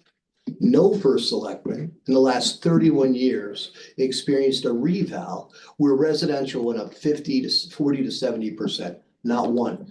So Not I one. don't know what the percent is, Not one. although I could check it. This is a huge year of impact to our taxpayers, so that's why we all have to I make will that tell you, on my sacrifice. personal taxes, this is not the largest increase. The largest increase was the last time that the mill rate went up by 25%, which was in the early or mid-90s when. But that's just my house looking at my net increase. So this, as bad as this is, and I'm a lot better off than somebody like Sam. And I know there's a lot of people worse off than me in terms of the Financial, increase. No, well, that worse off. and, but Okay, in gotcha. terms, yes, financially, but more, I'm talking about the in impact? terms of the Yeah. impact of the reval on my property. Mine only went up about 40%. Hers went up 65. I know there were people that went up, more. I'm just saying that in terms of the net increase in cost, to me, this is not the largest increase in the 31 years that I've been living in my same home in Monroe. So, Okay? dollar to dollar or Dollar to percentage? dollar. Dollar to Dollar to dollar? dollar, I don't know. You talking about increasing the I might- reval or? No, increase in the taxes? actual amount of tax. Yeah, right? I The think mill- the Terry mill was rate talking of- about the reval, the impact of the The reval. impact of. Well, but reval. I'm talking about a reval year, so, there's just different ways of looking at it, right? but again, Mhm. my house was also, not valued as much, but that was, this doesn't come close to the But of largest the, increase, but that's, So, I get it, I mean, there's a whole town. so everybody's is the got an answer issue, no, I guess, like a $0, guys, or is it like, hey, there's some opportunity to try and Sam, fund something Let a me little just bit ask more? you something. What do we do? Right, because this is the people's budget. Mhm. Really, at the end of the day, this is the people's And they're budget. gonna live. We take all of the data and the facts and we put hours and hours into doing what we think is right. Mhm. Right? And we fight for what we think is right. And that's the beauty of this system. That we all get a say and we say, listen, we don't want that out of the budget. We want that back in the budget. And I understand all that. Mhm. So when it goes to referendum and 70% of the town that doesn't use the school system votes no, where do we cut then? What do we do then? You're saying votes no for for what? End up with 4 or For, 5 They percent. vote yes or no on the whole overall budget. and yeah, if we have to That's all go they do. with this year's mill rate and everybody's new assessment. And that's the other thing that Yeah. occurs. If a budget doesn't pass, the mill rate stays instated. Mhm. And this year will be at 38.27. So what will your taxes be then? but then doesn't it go Yes. back and they Yes, give if you a you don't refund pass the once budget, it's it goes? If it No passes, refund. I'd still need to pass it. Yeah, it will be an adjustment on adjustment, your but it will be a second- credit on your account, but July. your mortgage company will have already We've gone through their never- escrow we've never- analysis, hold on. all of your mortgage never been. companies, Hold on. all of your mortgage We've payments never change. not passed a budget in time for the statute. That And is- you've seen some Period, pretty crazy flat years, out. So right? Let's not, I'm just But saying, it's important that's, to put that fact. that's what happens. So The most budget we've ever had is 6 referendums and I was here for it. finished. What? I was here for it. I have the entire list for anybody who would like to look at it. We couldn't go that many now. That was when it was an April. Well, no, So wait, it was, Steve, when it you're was talking- May, we moved it back to April, and we moved it back to When you're May. talking about the different referendums, how quickly, how 2 quickly weeks. The did, first one is 2 weeks, the second, third, and fourth are 1 week. 1 week. I think Was it the- 1 I think week the apart? first one is 3 3 and weeks. 2, something. so like Board that. of Finance comes together? No, if it's a official, it's voluntary. the town, So what happens is we do whatever we want. We put in whatever numbers we want. cockamamie up. If the citizens voted down, it comes back to Terry, and if his answer is, I wanna take out 1 million more from education, he doesn't, it goes back to the people. Right. And those are like 1 week apart. No, they're more than that. I have to 2 look. weeks. First one's 3, then it's 2 weeks. Okay, And Three then and then two. and also, just so you know, because we are finance, the average cost of a referendum is about $4,400. I was gonna say 5, but. mhm. Oh, I thought it's more than that. No. I thought it was more. So we want to used to- present a budget to It's the an town average. That will That's pass. average. that will pass. Correct. And Well, because we're doing. So when you're in that 3% range, Yeah. Makes sense. so If do it was all we, the schools, we'd be so are down you- to 8. is the answer like, That's true. we don't want to put anything back?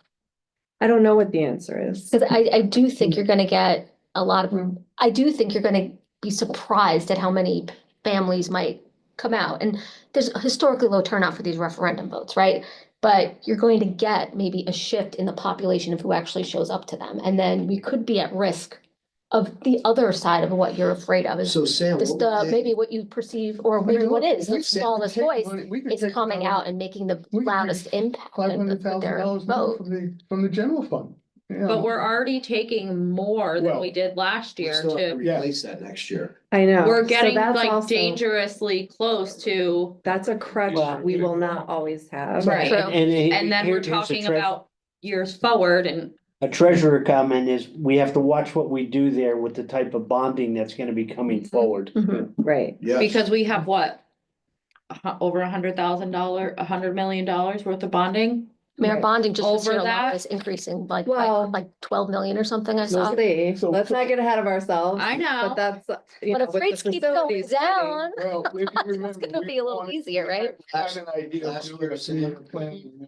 We got a 2.92 bond rate, and can somebody tell, was it truthful? It was one of the lowest, if not At the that lowest time, in yeah. the state. Yeah. Yeah, Yeah. yeah. We just, That doesn't mean we're gonna get that this year. Oh, yeah. Oh, no, but at least we'll have. The problem is you don't know what your bond rate's gonna be until after you make your request of what you need. So Anyway, so I that's think that's. is the ask that we maybe sleep on it, think about what maybe we'd be comfortable with potentially providing Well, I back. think at the 4:15 meeting, when we have the spreadsheet up, Mhm. that is, will give you full picture. Mhm. That's right. And it'll all come together because in real time, you could see what an adjustment does. Mhm. And, Yeah. you know, you could play some scenario out. Mhm. Listen, I have some great ideas, but I can't make any recommendations for the Board of Ed. They do what they want, right? So that's what it is. They do. Okay. Motion to And adjourn? it- Oh, and it's sorry. really just one statement. It's really not the Board of Education. I know, I wanna It's go how the operations of education. Schools, come on. Because the Board of Education, they look at the spreadsheet, they look at the budget. They don't see the day-to-day operations, that's the superintendent. And look, I'm gonna state the obvious, but there are laws in place too. I mean, Oh. any reduction doesn't impact special ed whatsoever At all, at all. So. at all. Right. And this board has been very cognizant of supporting and contingency on that fact. Mhm. So. Yes. And, Which and is based on Ron's comment at the Board of Ed on Monday night, I don't think they're gonna be returning a whole lot of money to. Look, I think the money will get you, there will be some utilization to hopefully lessen the impact of the budget reductions, right? But I don't, at this time, the way things are trending, you know, look at, there's a lot of variables. How many substitutes are gonna get used between now and the end of the year? And you think that's an easy thing, but You know, teachers tend to take their personal days. And just Ron, just to correct you, it's not a budget reduction. It's a reduction of an increase. It's a reduction of the Budget the request. budget that's in process right now. Yeah. I mean, it's the Board of Ed ask has been reduced, right? So, yeah, I'm sorry, I lost my train of thought. It's okay. You're up. Oh, And the way as it's far as how tracking. things are tracking, yeah, I mean, there's a lot of variables there, Steve, right? I mean, right now, I don't anticipate, a lot of the wage numbers are tracking right on, health insurance, there is some surplus there that I'm looking to hopefully use, but we're electricity is getting blown up on that side right now. I mean, bad. Mhm. It's like, we're gonna be about 150 over. You know? I don't get that. So It's one very of frustrating. one of the schools is electric heat, Fawn Hollow. Yeah, and it was really cold. I One get bill, it. one bill was That's like- $13,000 last February, this year, 32,000.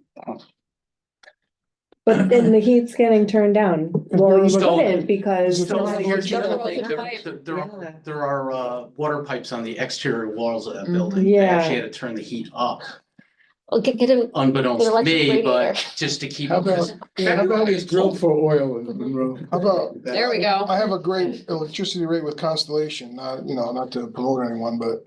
I think Yeah, but we you set can only our lock rate. half of it in, what the There's a- supplier, the generation rate, Yeah, you can't, it's yeah. suppliers. Yeah. I mean, you can choose suppliers. Yeah. That they, Energize CT. We're locked in there. Okay. it's just more the usage because Yep. it's so bitterly Yeah. cold. Well, it was Right. both, it was usage, But now- the generations. Can you come out of that if it goes lower somewhere? No, commercial. commercials, you you're can't- locked you in can't- for the you year. can't prepay, We've get out. already, and we lock in on the town side and the Board of Ed side. Yeah. We've already blended and. Residential, you can get out whenever you want. Yeah. Commercial, you can't. Okay, Can I make one comment? sure. Not a member of the board, and I won't be here on Tuesday. The point that Terry made is the most important thing is we have to look at what budget can you pass. Mhm. To Nick's point, maybe the board wasn't as creative, and yet you don't get to make the decision of what they do there. To Sam's point, in terms of getting it passed, you've got a whole bunch of people who are very passionate, even though they're 30% of the number, they're passionate. They showed up to the meeting. They showed up. Mhm. What you might do is find something that was the hot button, which in my mind, just listening to it, was the foreign language, and look at some sort of at least nominal give back to say we heard you. Just a thought, Mhm.